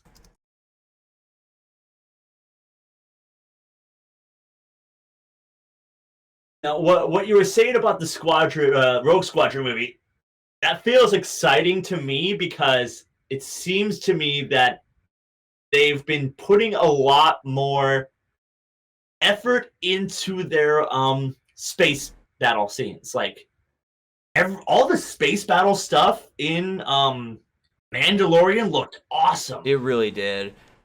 Apparently, like the choreography and the cinematography around like watching him like do his dead drift flip 180 and joust on the TIE fighter right there. That was freaking awesome. Mm-hmm. Yeah, I feel like this technology that they're shooting it with definitely gives them a lot more options. The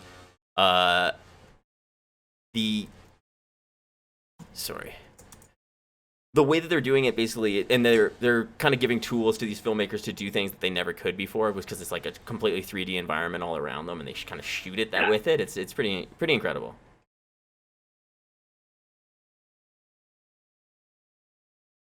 All right, I'm just about to get into this game. Give me a second here, just figuring it out. Too many emotes, Jedi. How dare you? Yeah, I have to fix my moderation. It is intense on this channel. My Nightbot does not put up with any hijinks on here.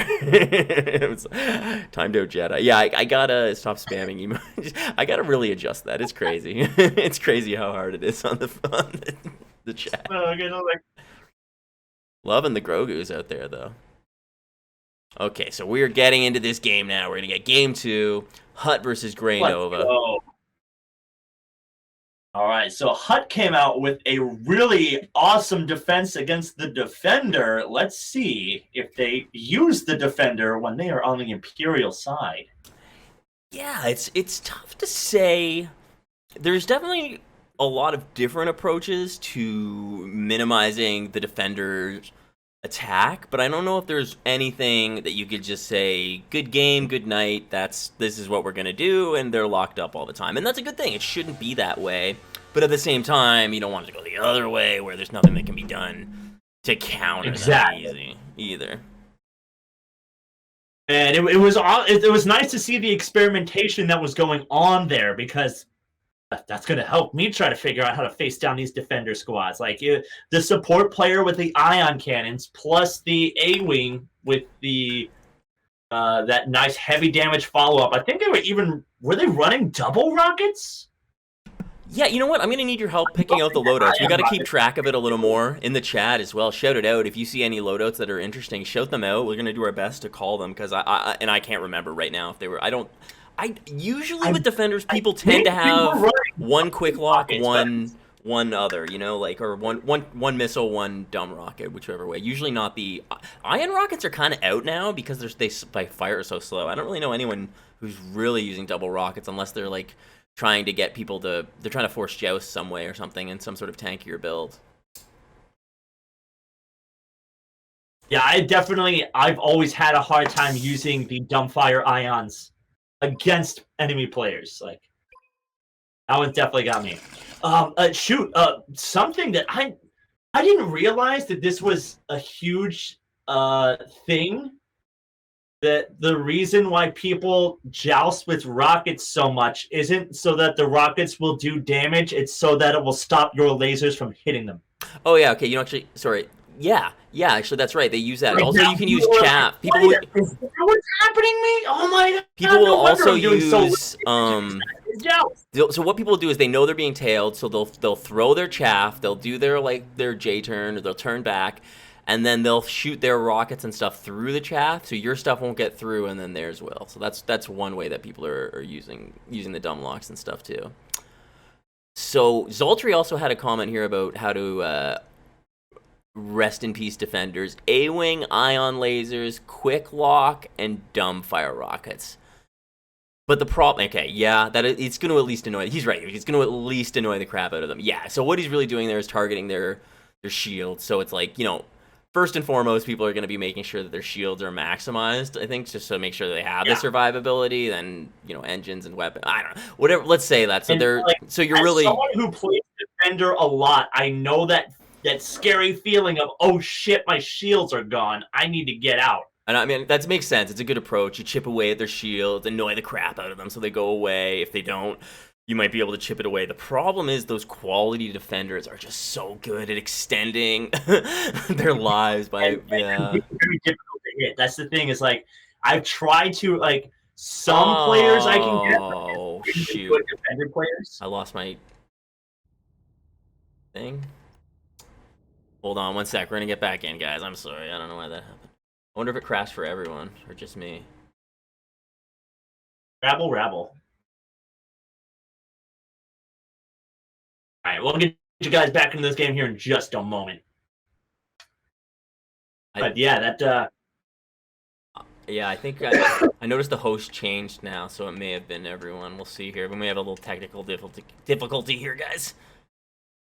Those really, really good defender pilots are just so hard to hit. It's hard to hit the extremely, or it's rather hard to follow the extremely sharp angular patterns that you can get with dead drifting.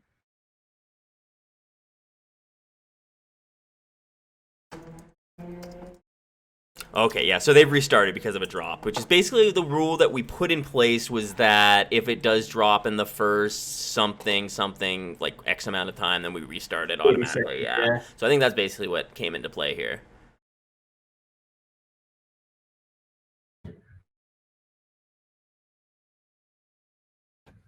It's back up here in just a moment. We're just loading in right now. So yeah, they did restart it. All right, yeah, we're back in here. Just in the briefing room.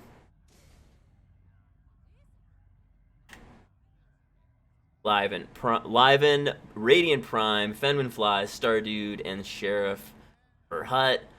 And for Nova, we got Nova Nike, Lizard Wizard. Oh shoot, I can't read that one. My vision is so bad. People talk about my color vision. It's my eyes are just so bad. Morg, Juder, and Tasty Bites. Is that Morg? Can you read that? I literally can't read that. Yeah, Morg is playing. Let's compare. How bad? What's your prescription? You know what? I also need to update my prescription, but the last one I got about 7 years ago. Yeah, 7 years ago was -5 and -0.475.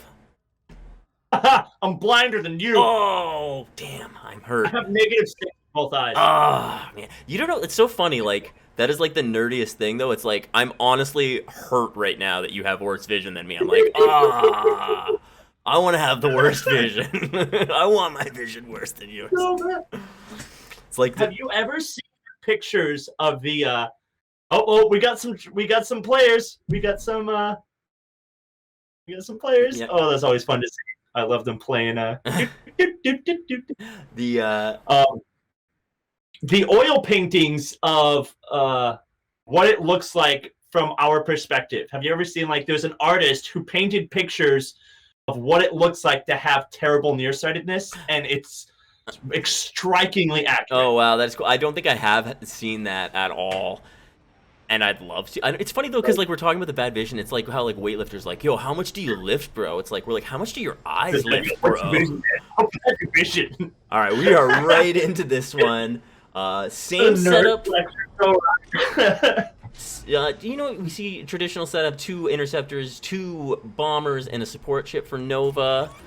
Then for Hut, we're seeing 2 bombers, a defender, a support ship, and an interceptor. So it looks like we got farming from Sheriff and Radiant Prime as well on the farm. And they're on defense this time. Let's take a look at Stardude and see what kind of loadout that they have. So Stardude and the defender here, just going to him. Looks like a quick lock and dumb rockets. Am I mistaken? All right. So it's definitely leaning more interceptor ways. Mm-hmm. And what kind of cannons? Could they be running ions? I haven't seen them shoot yet. Yes, they are. Indeed. That is definitely an interceptor build for a defender. It's a top quality interceptor build. Yeah, it's an interesting way to think about it because it is kind of more of like an interceptor style to have it this way. Oh, yep, ions on it. You're right. He's gonna strip the shields with the defender on this Corvette. And he's that's getting the low. thing. Getting low. I gotta say, this is one of my favorite interceptor builds to run for the Empire side because all New Republic ships are going to be weak to it. Every New Republic ship is going to be weak against ion lasers, and if you follow it up with the quick locks, then you are doing some hefty damage.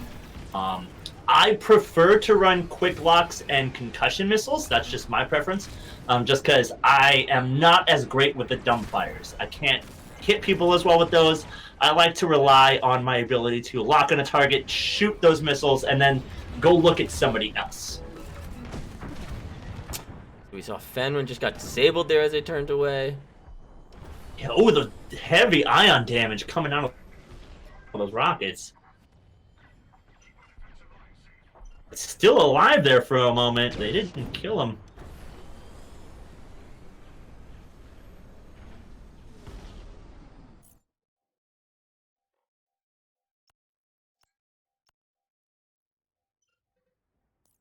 Huh, that's weird. This little thing is It's not going away. Yeah. Strange. What a game.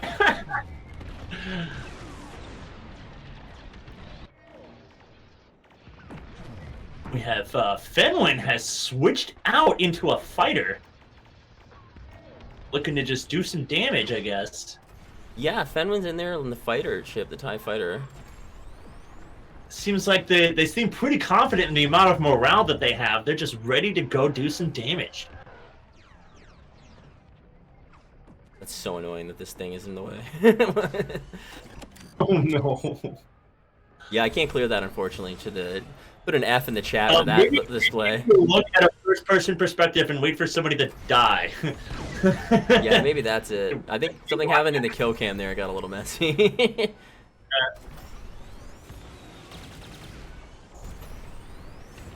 We're seeing 2 defenders, 2 bombers, and a fighter on the field right now, wreaking havoc on these frigates. So let's take a look at what They still have these bombers are half doing. morale. A multi-lock in Goliath, am I mistaken? Just kind of sitting there. What's going on?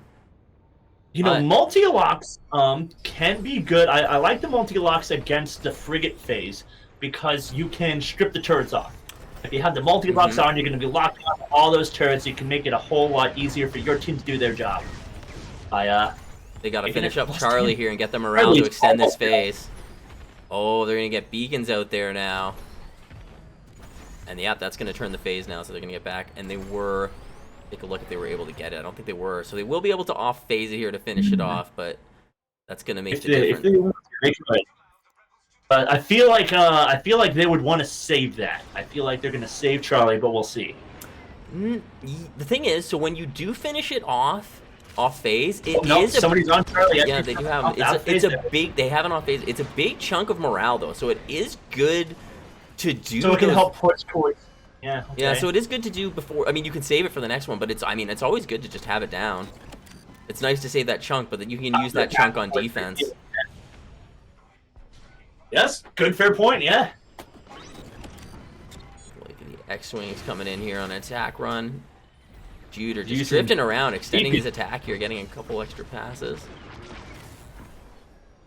Both the shields down already. His approach here is flying kind of similar to Destracier, the way he's able to sort of Pellegrine there and not take much damage, extending it, or just keeps hitting his shields. Now he's taking damage. He's gonna have to get out of there. Their support ship is running on offense right now, so it is resupplying beacons.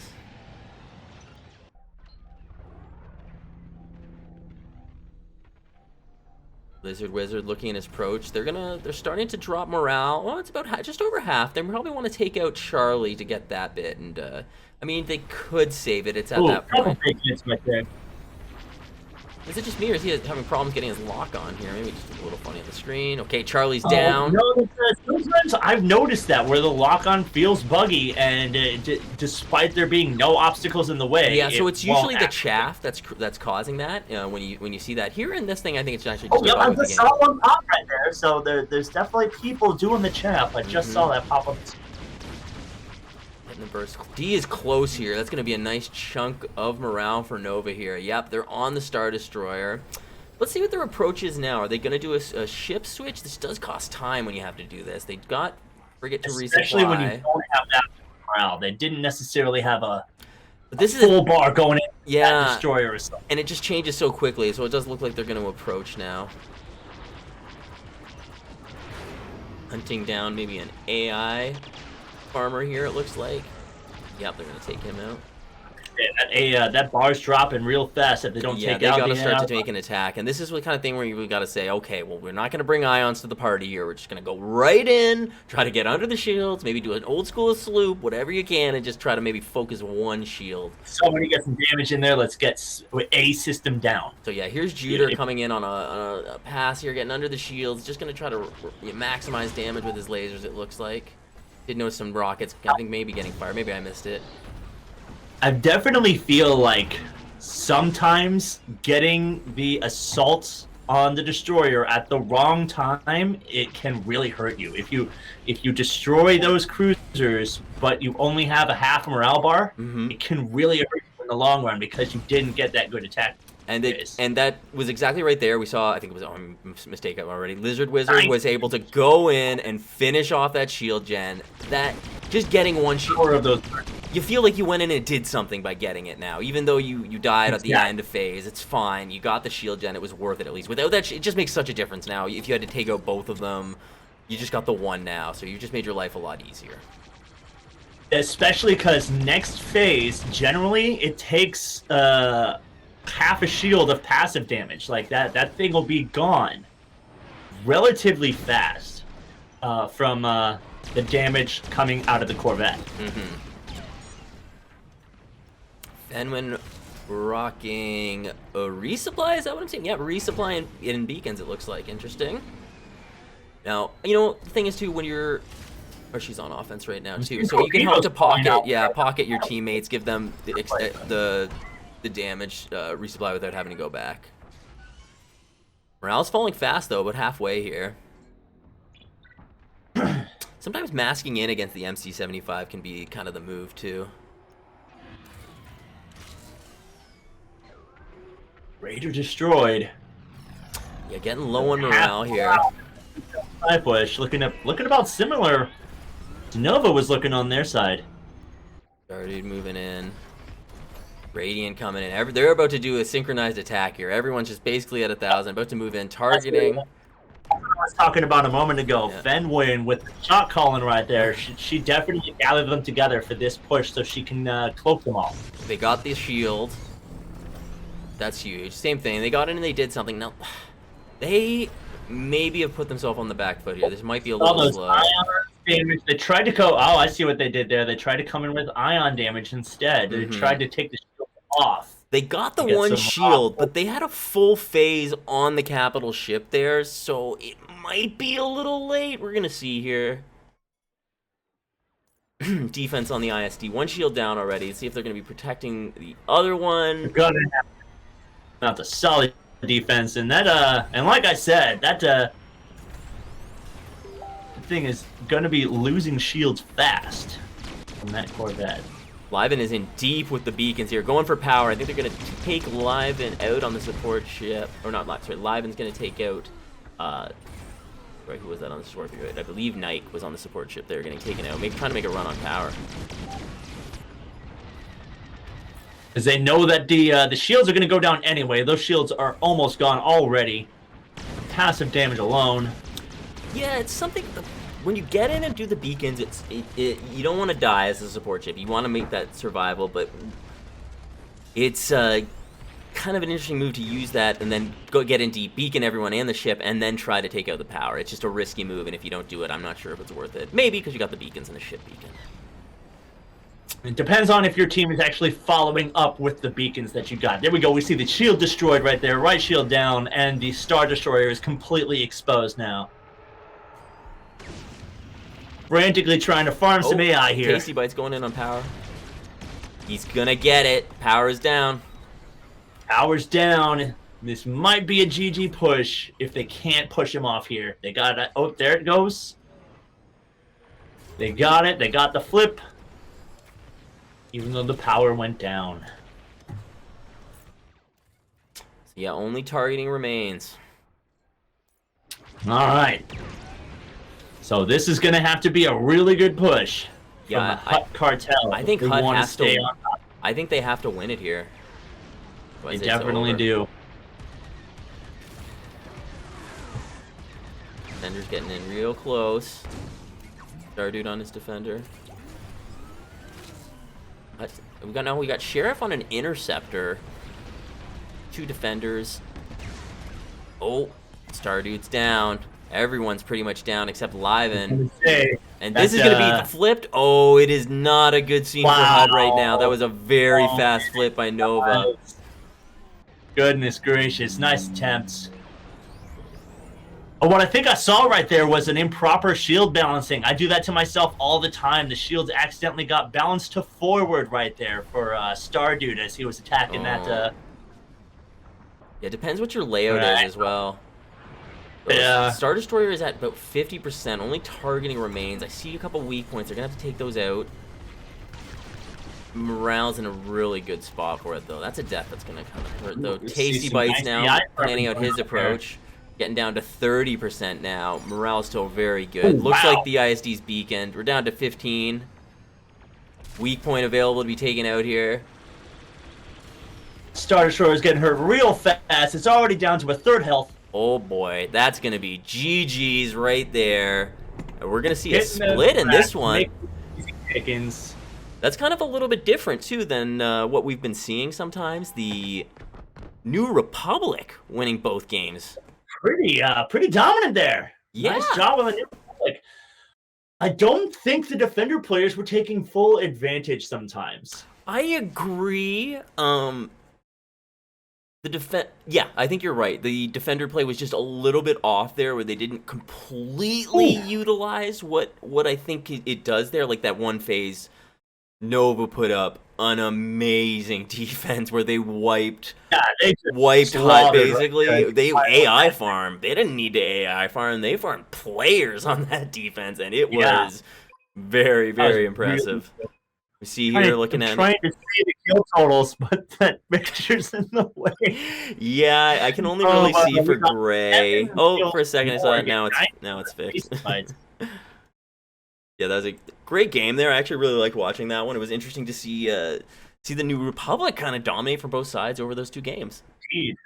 And that was the time too where the timing of the flip and what they could do in phase kind of cost them, I think. That was a great example. Like I was literally discussing that. Like sometimes that can cost you. Like I feel like this might be bad. Yeah, because when you kill the frigates late in a phase and you get to the capital ship, if you can get a shield gen there for your full attack, you should easily get the next shield gen and take out power.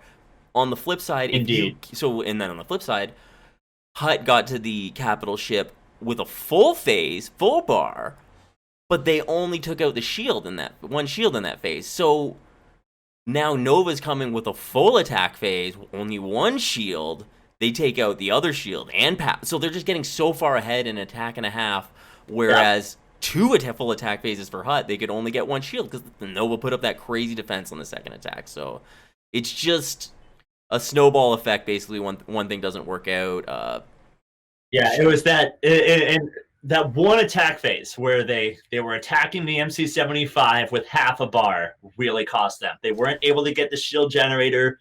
One of their shield generators was already down, so they lost so much on the next phase. And I mean, I'm not saying that it's so hard to balance that out, though. And you know what I mean? To know when the time to send people in or when the time to just, like, wait and switch ships when you have enough time in that situation, it's tough to make the call. And in hindsight's 2020. At the I guess at the time we were kind of wondering, but when you're in that moment, you make the call and you gotta live with it. And I don't know what the call is necessarily. Making the best out of that attack phase, especially like the Radiant Prime makes a good example here. Second shield gen is really hard on the MC75 when you don't get it on the first phase. It's so true, and in a couple games we've seen people be able to make the move from the one side to the other and get the damage. And even if they don't kill it and they get half damage, you just see it just makes such a difference. Okay, you know what? We're gonna do a quick break here before we get to the last round, though. So we will be back in just a couple minutes here, guys. All right, we'll see you guys in just a few.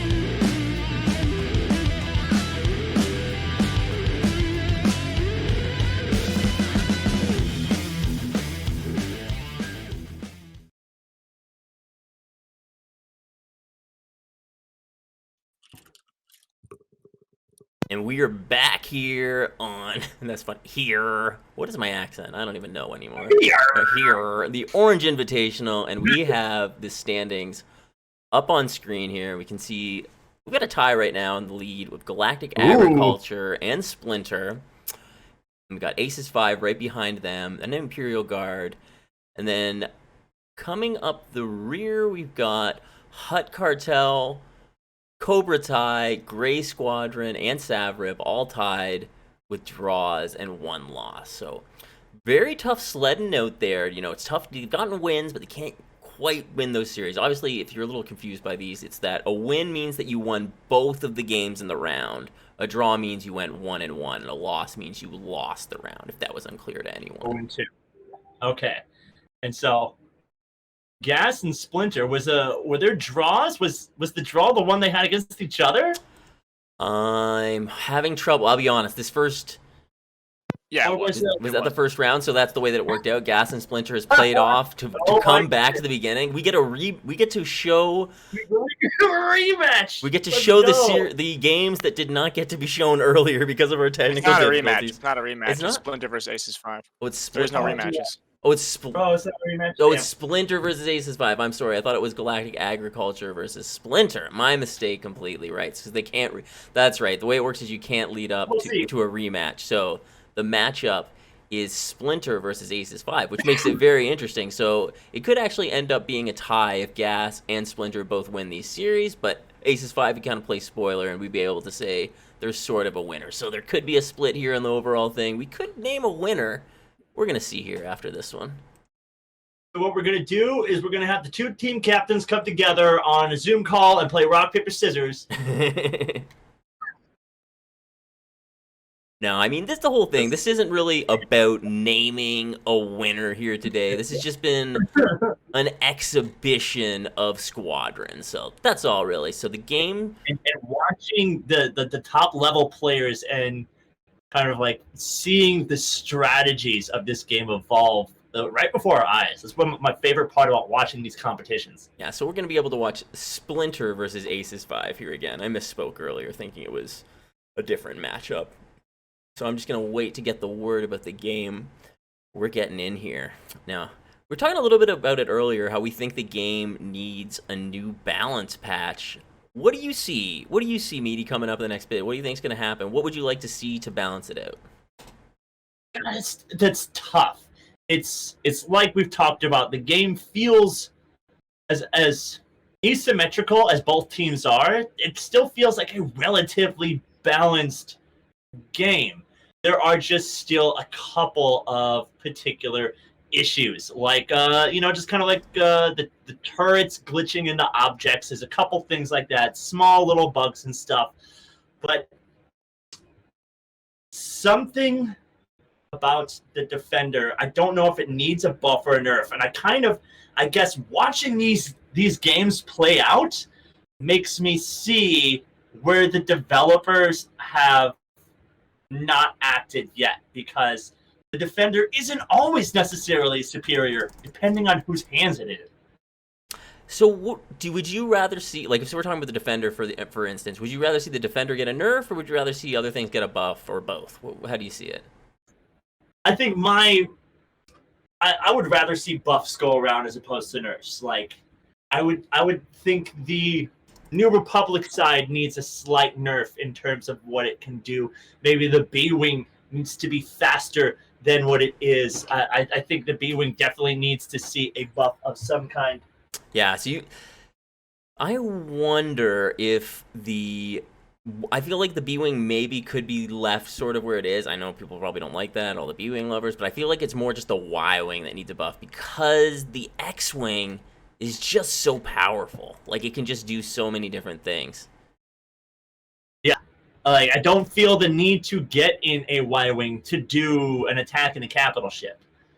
The only reason I need to get in a Y-Wing is to get some multi-lock missiles so I can farm some AI. Yeah. And that's the problem. The bomber should be a bomber. I should want to get in that to do damage against the big ships. So I think, what I would love to see, personally, the biggest desire for me is a continued content path. It was something that they said they would never do going up into this game, but then they still gave us post-launch content. And so now the people have been teased. We have gotten a taste of post-launch content, and we want more. So I think we had a battle pass that would give us maybe one new map every operation or two, along with some new skins and stuff. I love it. I totally think so. I mean, like, I'm sitting on 250k glory. You know, oh my gosh, the glory! I have so much glory. Like, I mean, if they made say they did release a battle pass and it was, I don't know, $10, $5, or 500k glory, I'm in. You know what I mean? Like a boatload of glory, like an actual boatload of glory. Sure, yeah, like an amount that would be very, like, I mean, I've been playing since day one, essentially every day, and I barely ever buy cosmetics or anything. So I would say I maybe have spent 50k to 100k. So, and I know, you know, there's some people who have more levels than me. I'm like 360 or so, but it's, you know, fairly high in the game. So, I mean, I'm going to say there's probably, you know, not too many people who have 500k glory if they do, right? So it's the kind of thing where also, you know, it's almost achievable. I think it's achievable if you knew about it one operation for the next operation to save up that much. I don't know. Actually, there's been 2 operations. Depends on how much glory you get. But that's the kind of thinking that I'm wondering. Something like that. And then, or even add way more cosmetics, but make it like a glory cost every time. Because the reason I think that you should use glory is because it just gives people a reason to play. If you need to use glory to do stuff, and then you only get glory from playing, then you'll kind of have to play to get the glory. And even if, because then also glory's not really about winning or losing either. That's the other problem. That this game is so about winning or losing. Like, rank points are vicious. You win and you get rank, or you lose and you lose so much rank. Like, it's just not. And now this is something that you had left a comment. And we had talked about this in the comment section, was the potential for a non-ranked kind of casual pub mode. Yeah. And I mean, that's something that's not fleet battles versus AI. Because the thing about fleet battles versus AI is they just don't fly like real people. And no, they don't. You can tell that when you're playing, and it just makes the game feel different than when you're actually getting to fly against real players. So I don't, yeah, it is a different thing playing against those AI, and you can't practice the same way. And that's a good thing why they added the private modes, I guess, too, so you could actually, if you can get 10 people together. And I hear the argument about fracturing the player base. It's definitely, we have a very small player base there. But I feel like it could also help relieve the stress of ranked mode, because ranked mode is stressful. When you watch that yo-yo go up and down, and you're like, I just want to feel progress or not get stomped on. And I think like I have to try my just to your point, I think that the dogfighting mode is supposed to be the like alternative to it. You know what I mean? Like a different mode alternative. I think that's the idea with it anyway.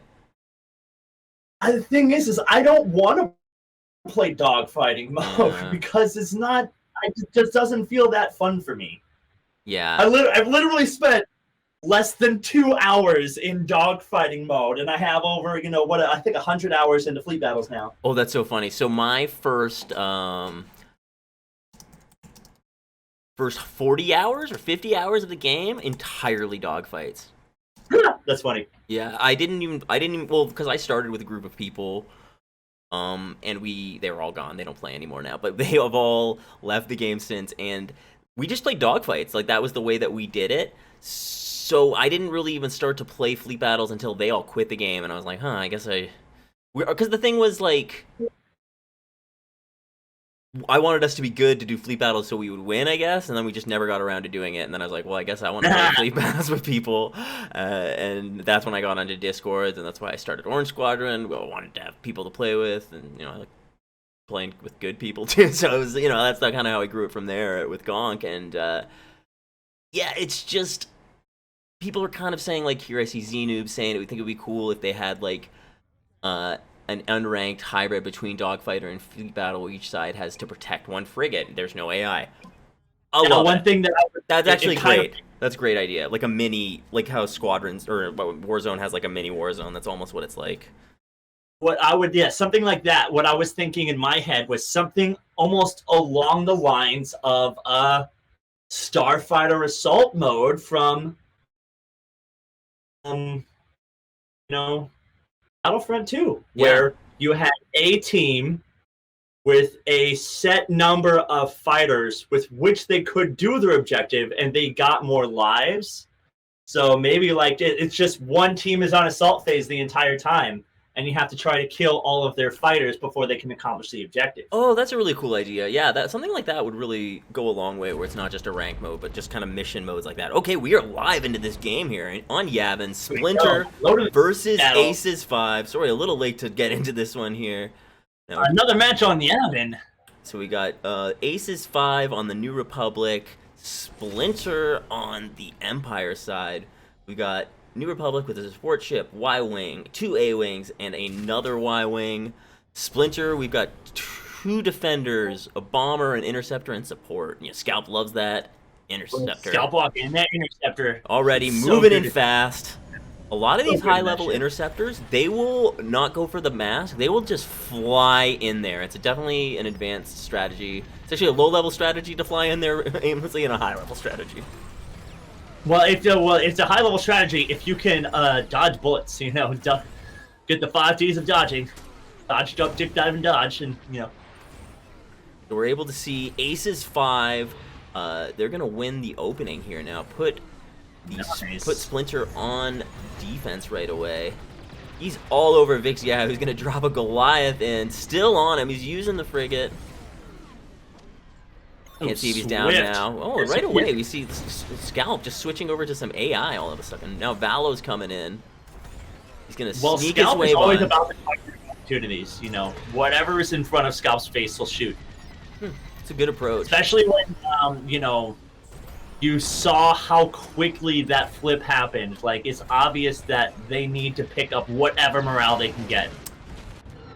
I don't know if I agree with it. I mean, I don't know. Like, who am I to disagree with Scalp? He's obviously he's got some of the best strategy, great player. But I wonder, like, that's a moment you're away from whatever you're doing. Like, the moment you're shooting AI is a moment you're not searching for players, and you're the interceptor. I don't know. Part of me wonders you should just focus, the other way. But again, who knows? I'm just Timebomb. That's who I don't know everything. That's just my thinking. Oh, and that's good. And that's the thing is, like, there's so many different potential strategies to this game and potential thought processes you could go on. I'm just speaking from experience of watching Scalp Walker's stream. That's definitely what's going through Scalp's mind, and what Scalp has said goes through his mind is that he is all about targets of opportunity. If it's right in front of him, and especially if it's like 1 AI, maybe 2 AI, and they're right in front of your face, he's going to kill him for that 6, morale. Making life a little difficult for Valo, but they're able to finally get the flip in now, so it's like Splinter's going to go on the attack. Scalp's going to get in there first, kind of clear the way. He's trying to take out Vix before he can start his farm. Vix is going to go low in the cloud there. He's like, he got taken out. No, he's still alive. Vix is just weak down there. Okay, beacons are out there, though, for Splinter. Distracier in an X-Wing. This is unusual. Oh, that's why he's in his X-Wing, because Distracier wants to go and off-phase a frigate here. Actually, no, he's going to strip the shield on it. That's something actually I've seen Distracier do a lot. He likes to go in on defense sometimes. Re-strip their shields, yeah. Now he's going to take out the Raider here, deal with that. Yeah, I feel his corpse going out, heavy damage. Valo and Vix seem to be in Y-Wing. Let's see if they're doing a double AI. Blast bursting on that Raider right there.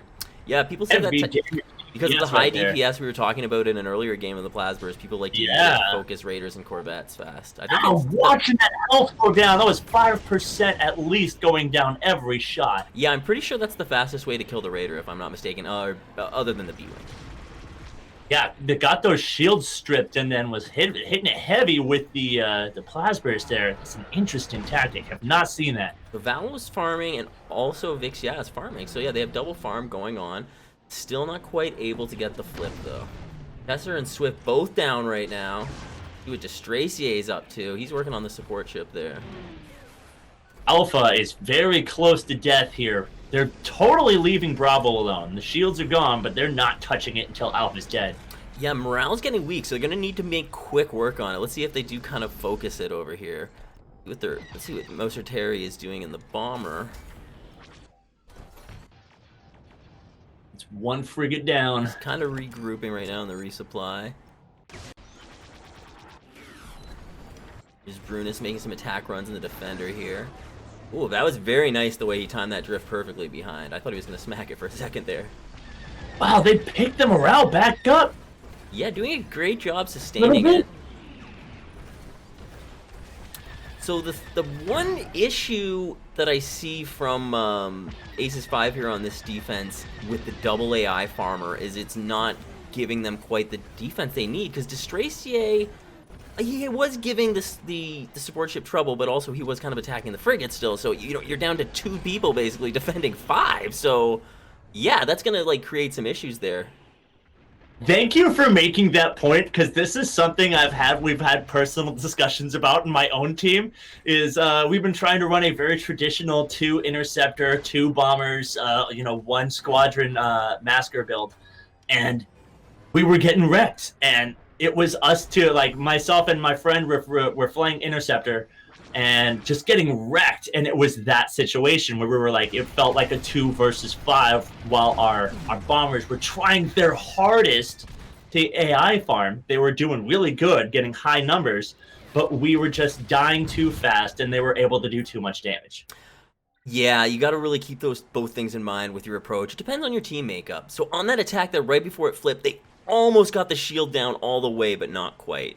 So now Splinter's going to try to defend. I see right now Nop's working on the Corvette there. At the same time, also trying to find your particular skill set is really important too. We changed it up a little bit to where I switched out of an interceptor into a capital ship damaging role, objective role, and I did a whole lot better at that than doing interceptor. So also making sure you're doing the right thing for your team, playing to your strengths is important too. Yeah, exactly that. See, here we've got Valo. He's just been beaconed. He's just trying to pull around though, still staying on the attack, not pulling out, even though he is beaconed. Nice, solid, even amount of damage to both cruisers here. They aren't focusing on one in particular. Yeah, morale's about half, so they may be waiting before they take it out here. Stracier's in a Y-wing.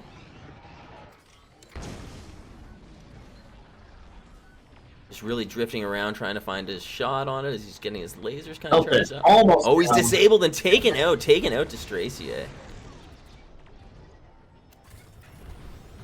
Been a little bit too much time. Morale here. Look at Scalp's getting busy out there trying to hunt down Vixia on this attack. Ooh. And they are back. They flipped it. They're back on the assault phase now. Take a look. They have both of the frigates here. Oh, one's going to go down there actually now, right after the phase. Now they're honest on that MC-75. New Republic. Splinter's got a nice lead. They weren't able to take that shield gen out last time, but now it's just a tickle away, and then they'll be able to work on the other one. They come in there and give it a little... Yeah, just got to let it know that you let it know how you feel about it, and it should be out, I think, after another pass. Yep, that's one. I'm pretty sure that was Scalp Walker drifting right by that thing right there. Yeah, he was getting in there to do some damage, and the other one is gone now, too. Both shield gens are down. They're going to be looking to be taking out power. Yeah, the one was so low, we weren't able to quite get the look of the other, but here we see Jareen right in on with his defender in on power. He's got it down to about 23, it looked like there, and Brunus is going to come in. I think he's got it finished off. Power is now also destroyed. They're going to work on some weak points. Defender's drifting around. Mositeri in this TIE fighter. He's going to come in, maybe taking out the tractor beams here. Oh no, he's actually he's switching boats. Those defenders are so good at hitting the critical spots, of Now being they able to drift around and being able to turn and shoot the stuff that's behind you. Oh, looks like Aces 5 are actually down someone now. They've had a disconnect, unfortunately. That's Oh, always going to no. make it tough, especially at this point in the game. What do you make the most of it? Vix Yaz kind of come in. Same thing they've been kind of doing, I think, was that they were really hard focusing targeting earlier, something that we saw. We'll see if Yeah. that continues to be strategical. I saw somebody write surgical, and then that invaded my brain. Yeah, that was surgical the way they took out those shields, because that's one of those times that they didn't take it out, but they were so close to taking it out that it wasn't a problem the next pass. They tickled it, like I said, Yeah, and then were able to boom hit the other one, I think, with the bomber. I was kind of off the camera there, and then they don't Stracier, oh no, Stracier got DC'd.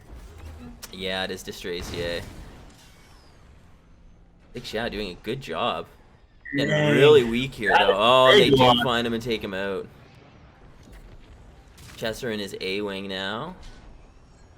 Trying to give a little air support, maybe look for the weak spots. And now they just can't extend it enough. Down a man, that's so tough. And they're going to have to go back on defense.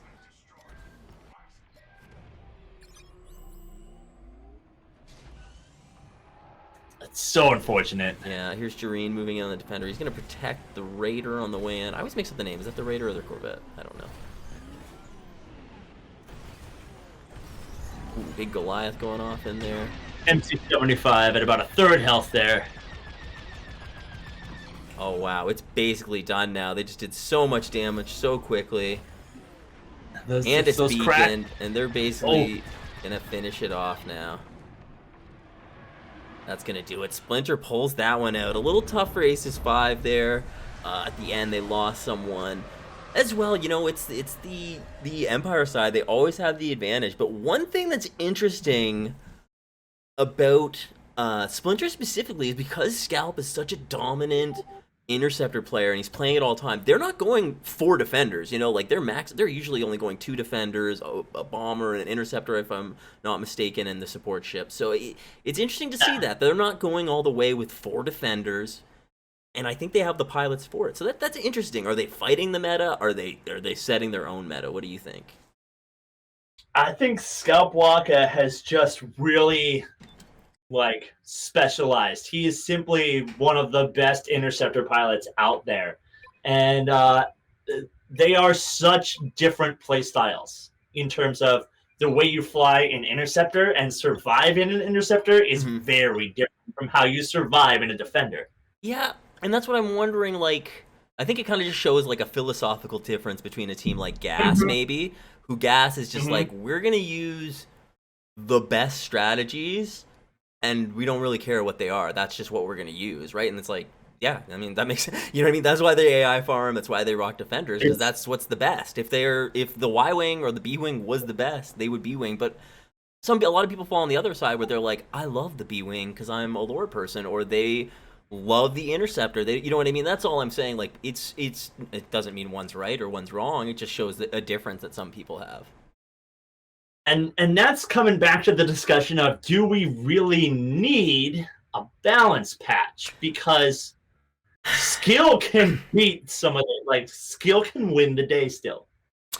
Yeah, we've seen a mix for the most part. I think It's an interesting mix of skill versus meta strategy. Yeah, I don't know. I mean, we're seeing some draws back and forth, so it's tough to say exactly what can it's one thing that wins out at the highest level. It's another thing what wins out like normally. So if there's, you know, balanced teams, then maybe it's balanced, but at the highest level maybe the balance isn't there. So how, as a developer, do they balance that out? Are they making the game then, And that's, or who are they making the it other, for with those decisions, I guess?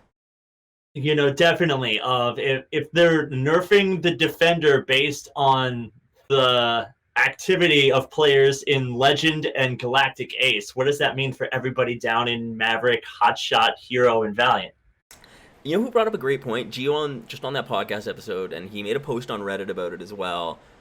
Yeah. I didn't like the idea, but I mean, it would change the game if they did limit your boost refresh in some way, so you couldn't just be to negate people who have power management. They can infinite boost. Just be like, whatever it is, you can't refill your engines while you're boosting or drifting, so that you know what I mean. Yeah. So you have to get it in A between. little bit more actual resource management. Which I think was, so this is the thing. That's closer to what their intention for the game was, like, right? Like, people are just... Yeah, definitely. There's the way that the devs plan it, and then there's the way that things actually work out. Yeah, it's hard to anticipate what, what the public is going to do with your game once they get it. Like, could they really have sat there and anticipated, like, people setting up macros with like 50 different keybinds so they can, Well, I mean, they even said that that is technically a TOS thing if people do that, I guess. But yeah, I mean, they did say don't do that, but at the same time, they can't stop them from doing it for the most part. It's a way that there's so many. Someone here, Xylif, sorry if I said that incorrectly. A game mode discussion, an escort mode would be cool. That would be cool. They mentioned it a little bit earlier in the match when we were kind of in the heat of commentating. But yeah, an escort mode where you're actually trying to fly a ship to like a hyperspace jump point or something like that. Yeah, and that was possibly in the story mode. Is that a mission in the story mode? Sorry, I don't know if I played that. There's a couple missions I know that you have to do that are along those lines of escort. So it's something like that that's already in the game. Then they could kind of like that makes it easier. It's like moving Foster Haven as a map in was easier because it existed. So that kind of stuff seems like it would be easier. I don't know. I'm not a dev, so I don't really know. For example, there was the one mission as the Imperials where you were going around trying to like cause a bunch of chaos, and so you were trying to shoot down evacuating medical cruisers or whatever. Like, what if we had a game mode where it was a squadron trying to save as many medical cruisers as they could? That'd be great. Yeah. And the other squadron is the ties. But it's like you said, we don't necessarily want to divide the player base up too much. But if we had a rotating limited time game mode, I think that could create a whole lot of hype and fun around new events in the game, having something that's a little bit less stress-causing than the ranked grind.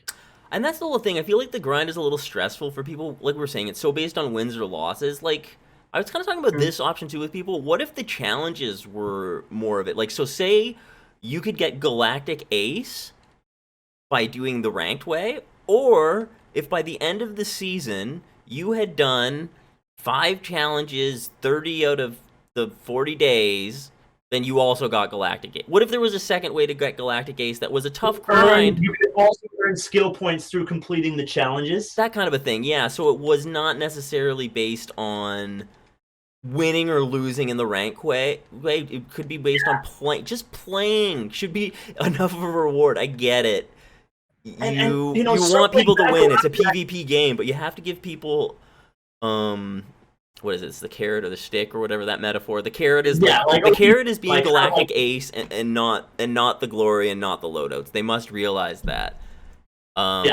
So if the way to get there then is to by grinding ranked only and only so many. I mean, that's the thing. Like, maybe it doesn't necessarily have to be Galactic Ace then. If Galactic Ace you want it to mean something, but it could be something like that. I don't know, but like at a certain point, those challenges feel very pointless when the glory doesn't get you anything anymore. So you can buy everything in the game that exists right now, and then you're just getting glory for no reason, and you just have this ever increasing number. Like, the challenges should mean something a little bit more than getting glory. Mm-hmm. That's all I see. So there's a lot of room, but it's also a game. It's also a game that they're not developing anymore, really, or we'll see how much more they develop. So it's kind of tough. Yeah. All right, we are into this one here. This is our final game of the Invitational today, and honestly, I'm so hyped to have everyone here been watching these games and sticking with us through those technical issues earlier and just listening to us discuss everything Squadron. It's kind of like an extended podcast episode almost. If there's one addition I would love to see in Squadrons, it would be the Imperial Dockyards Mission 8. It's the big Imperial space station that you have to defend. It was one of my single favorite maps back in Battlefront 2. It looks exactly like Fondor Shipyards. Oh, see, I haven't played that one, so I'm not sure. That sounds so fun. Like, I mean, just the fact that they have them there and the possibility to add them, they totally there's should. definitely a couple of mission maps that could be added that aren't in the game that I would love to see. Well, I'm actually just going to check as we load this one in. Let's take a look. So Gas. There. Gas actually won their game, and Splinter won theirs, so it looks like the standings would still be tied then right now. Ooh. Still in a tie for the first place in the Orange Invitational. The Invitational where there is no winner and points don't matter, but... Random map chooser loves the oven right now. Apparently, yeah, stuck in that Yavin loop.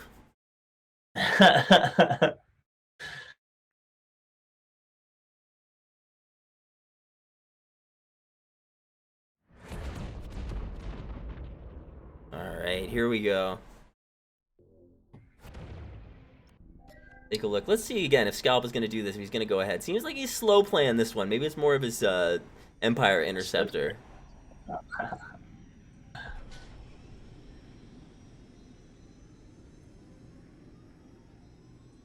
Zoltry saying, have Splinter versus Gas. No, we are not having a final on this. I'm telling you right now. No one asked for that. This is just an exhibition. I also have to go to work right after this match. Yeah, so I have a job to go to after this. You're the man. Thank you for sticking well. So here we are in the opening here. We're following Scalp. Let's go. On the target. Again, they're falling back on the opening, but they were able to turn that around last game, I believe, after losing the opening. Right on the support ship here. Not quick enough, though. They are going to go on defense. Scalp trying to get out of there. Got to ship down to 16 health. Oh, that's always frustrating. Spinning. Like, that right is a there. great trick right there. Gonna make it back. That's my favorite trick. I'm curious. The 8 AI farm from Vix, yeah, and they were not able to AI farm at all. Interesting. They were just shut down, basically. Wow. So they've got Brunus and an X-Wing. What's his plan here? Oh, they've got him focusing on the Raider here in this X-Wing. Green and Scalp in the A-Wings. Nop is in the support ship, running the masks and beacons. Raiders getting hit. Let's see if they can stop this assault effectively. Now after the Raiders down, what's Brunus going to do in the... Oh, it's not quite down yet, actually, so it's 30 left to go. Down. I'm curious what he's going to do after they take it out, what he's going to do in the X-Wing, how he's going to stay out there, and what his role will be. 6, 4. They're still going to have a little bit left now. They need to get a kill and an AI to basically get this flip. Got beacons out there still, so looks like Swift's getting in there close in the defender. He's beaconed. And we can see Brunus in the X-Wing is actually trying to help out against the players, it looks like, in this X-Wing. Brunus is pretty good with that burst cannon. It's if you can land your shots with it, it's deadly. Yeah, a lot of people... also the hardest. I think it doesn't have the least amount of assist of any of the laser systems. Yeah, people have kind of gotten away from these sort of flex roll X-Wings that maybe they were using in October, November, except for... Duckling, shout out my buddy Luckiest Duckling, Orange Squadron. I've been running the X-Wing since the beginning. I would say one of the few people using those boost missiles, the I missiles, since the whole way.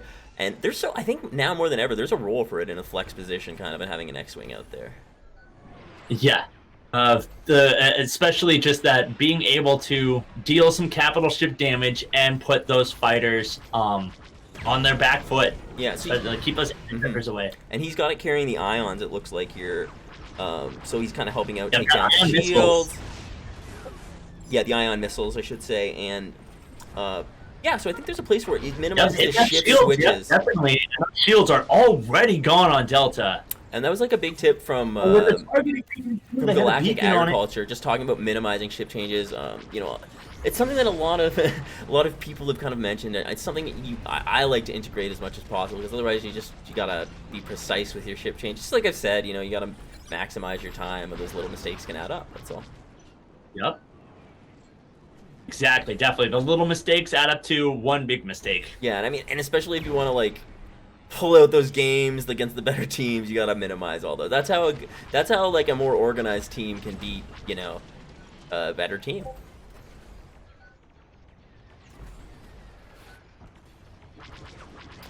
Coming out there with the Gas won the first game, yeah, so we are tied. He confirmed that. Gonk in the chat there.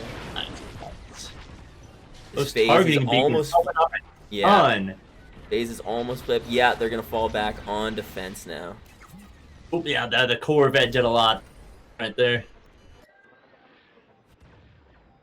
Green in the Go. A-wing. So we see no Distracier out there this game for Aces 5. Slightly different lineup. You know, Raven Eye coming out in a TIE fighter. Probably going to come in with some torpedo runs from Raven Eye. Yeah, coming from high now. Raven Eye kind of lining it up.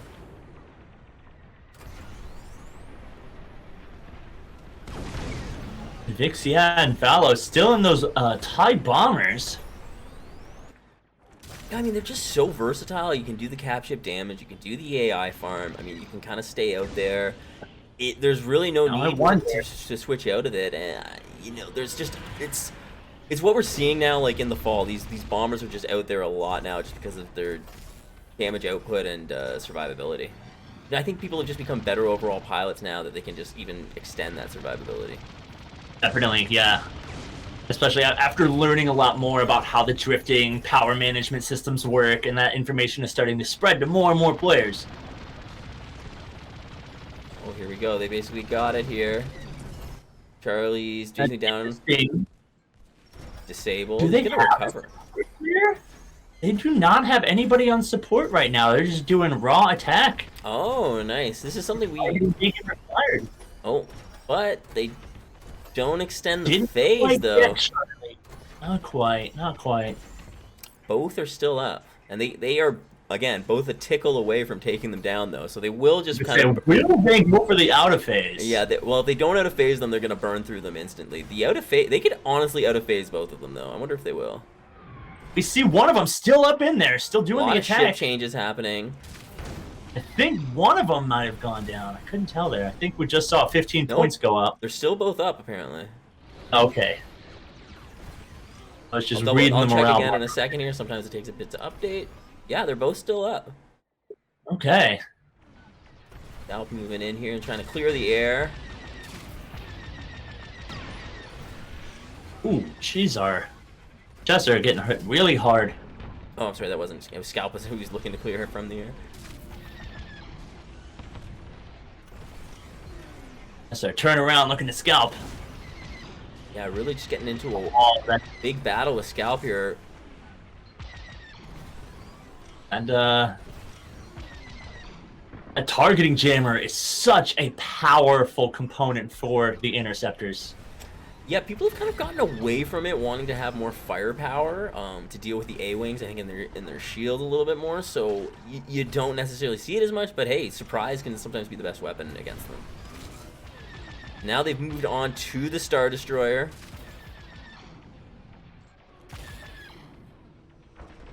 Take a look at Fenkar coming in the Y-wing. Interesting. Is he going to come in with that mean beam? What has he got? He's kind of out of ammunition. It looks like a Goliath multiple. Oh, we got. I see the shield disabled. Somebody hit it with some raw ion damage. Yeah, definitely people are getting away from the sloops and going to more taking shields down on their attacks now. Fenkar just getting in there for some sustained damage. He goes down and they're able to get the flip. So, Aces 5 back on offense. Some ship changes happening. Everyone's going in for a switch. Chester isn't his defender. He's going to go ahead, it looks like. Yeah, he's going to go up. Fenkar's moving, yeah. Fenkar was moving around underneath that Star Destroyer for a minute, but it's interesting. I usually hear Fenkar talking about avoiding the underside of the Star Destroyer to stay away from that tractor beam. Perhaps, did he get tractor beam? Sometimes that people will take it out. He did not. So they may be taken out already. That is a strategy. Someone like Scalp maybe sent him in, an interceptor, to take out the tractor beam, so you don't have to worry about it. Then you can go to that underbelly. So that may have been the case there. Without having to worry about it. Yeah, very true, very true. Taken down. Both of those frigates very quickly taken out, and we're on the MC-75 now. Fenkar working on the AI farm here. Getting pushed away from that AI farm really fast. Oh, but the defender got taken out instead. That's what happens when you have a good person covering your back.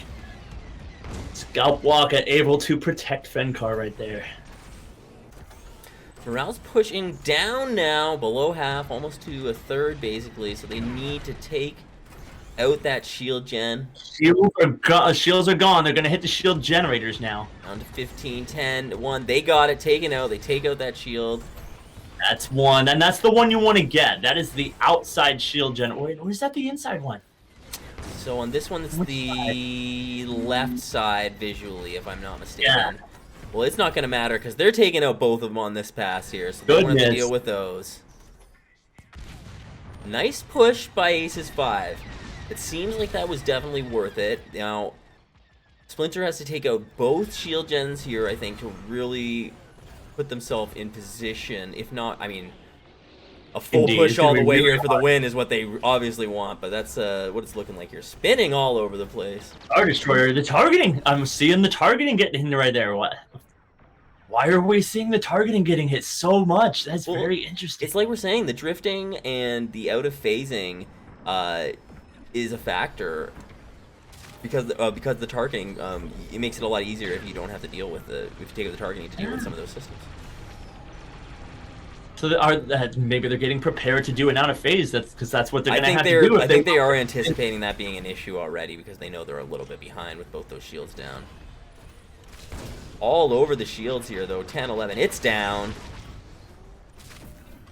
And so now they've almost got the other one down too. EV's able to get in on it. Oh, there it is. It's down now. So they've got both shields down. They're kind of caught up here.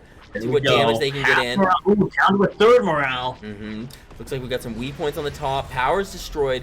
See, this is where they actually have to maximize this assault. The Star Destroyer is still at 58. Weak point 48 now. They're taking them down in sequence.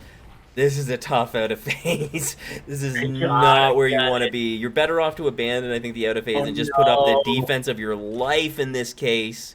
You gotta take out the Raider right away because this passive damage is just eating away. It's what is this, about 75? It's possible if they can get the right defense here that they can get back on attack. They gotta prevent them from hitting those cracks. It's stopping that Raider. I see the Radar straight 1% away. every second that Raider is up with those shields down. If they're not taking it down, we can just see it scrapped away all the way down to 40% now. Just in such a tough position. Dying so fast. They've only gotten one AI. We're down to what, 10% now. Basically, they're going to be able to take it out here with just that last weak point, and that looks like it's basically done here now. Yeah, that's gonna do it. Aces 5 is able to take the other half of this one and win this one against Splinter. All right, so we'll have to wait and see what happened during the other half of Imperial Guard versus Gas. Oh, interesting stat flown in here from Lauren. Controversial, debated.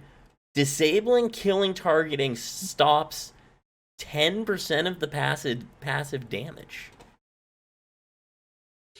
Is this because you had said that number? You thought targeting took 10 damage off. Do you think that's the 10%? Because it takes, so if passive damage is 1%, well, the Corvette Raiders up, then taking out targeting, that would make it only 99.9%, not 1%? Is that the idea? Oh, sorry.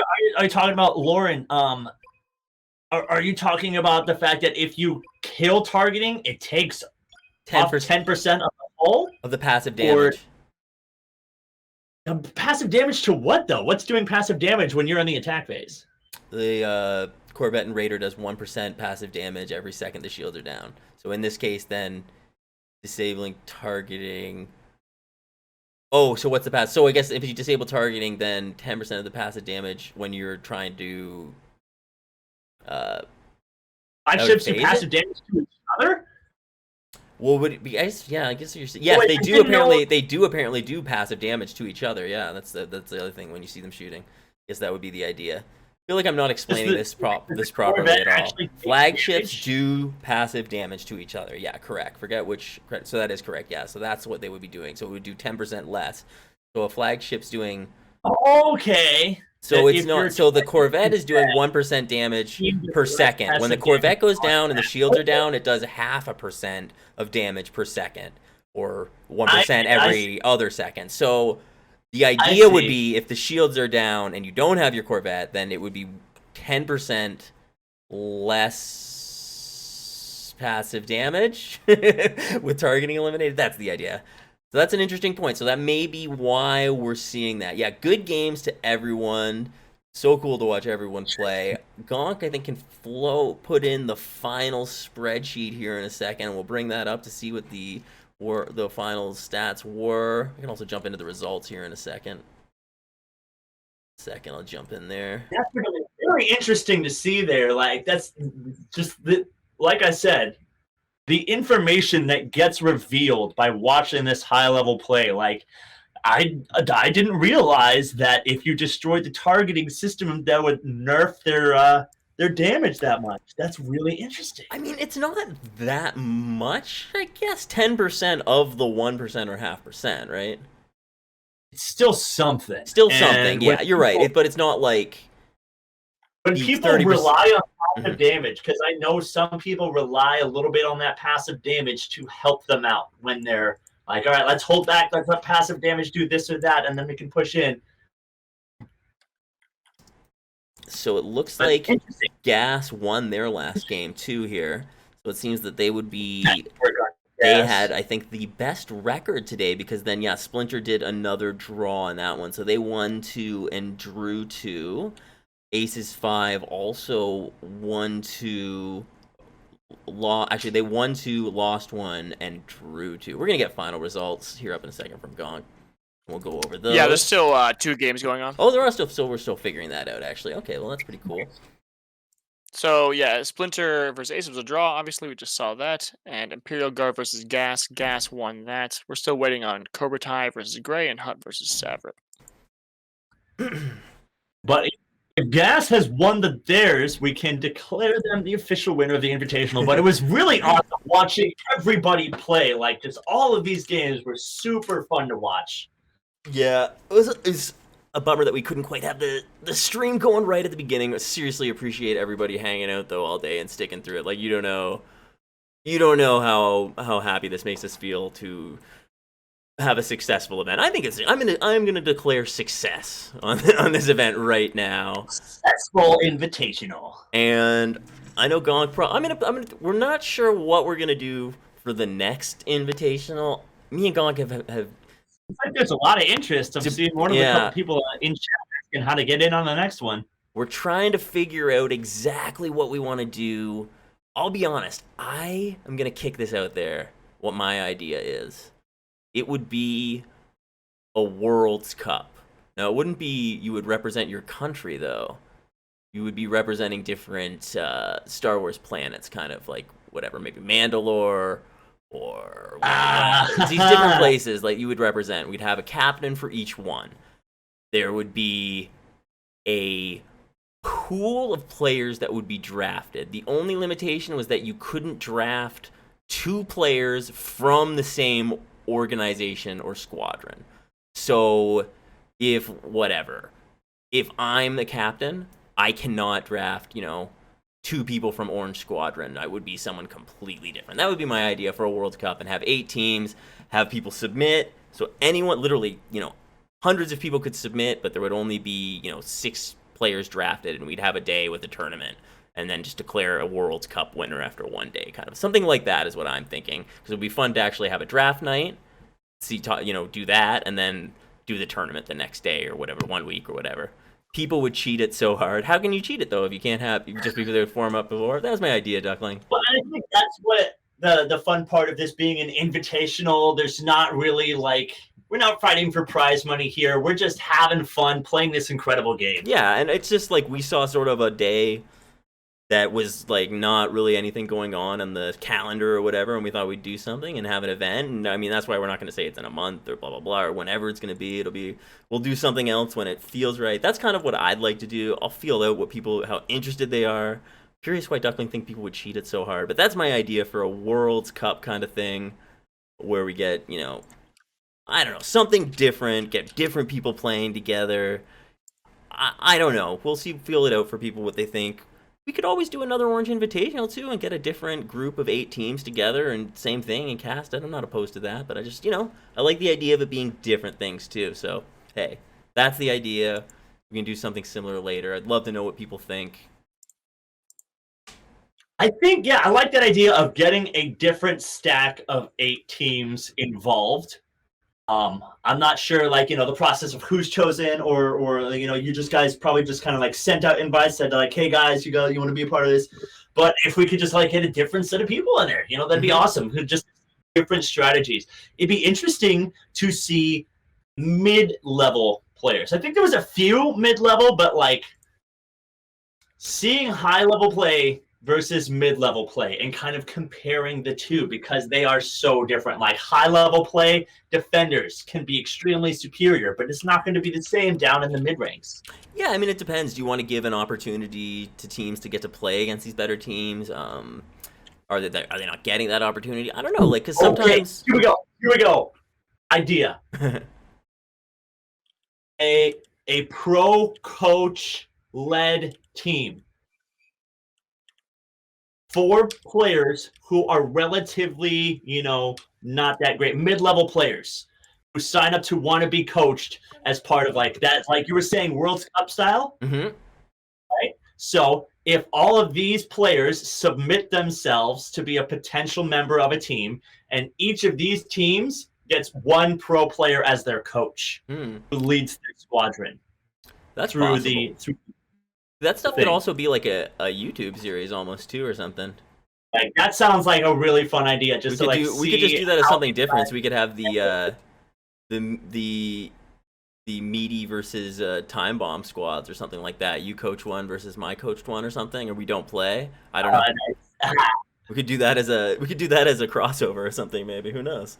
That'd be fun. Neither of us play. So we do like a draft or something. Like it's just one day we do it. We pick sides and then you and I coach or whatever, and then we could, I don't know, do one half on your channel, the other half on mine. I saw the Crate Academy like kind of vague announcement. I didn't actually look into it, but if that's what the Crates are doing, that sounds awesome. So they do different things too. I know. Okay, so Gray does a draft night for sure, where they have tons of people do in there. Sometimes they'll have 20. They'll do different pickup games where they draft and then go through and play, which sounds awesome. And then Crate starting a flight academy. I don't know exactly how theirs is gonna work. Space Lasers, if you even want to break that down, you're saying that's just like the Crate flight academy? Yeah. Oh, so that is they are doing that. So like what me and Meaty are saying, having our team and then gamble on. They want to gamble on the games after they train the team. That's very cool. So that's gamble on the game. That's funny.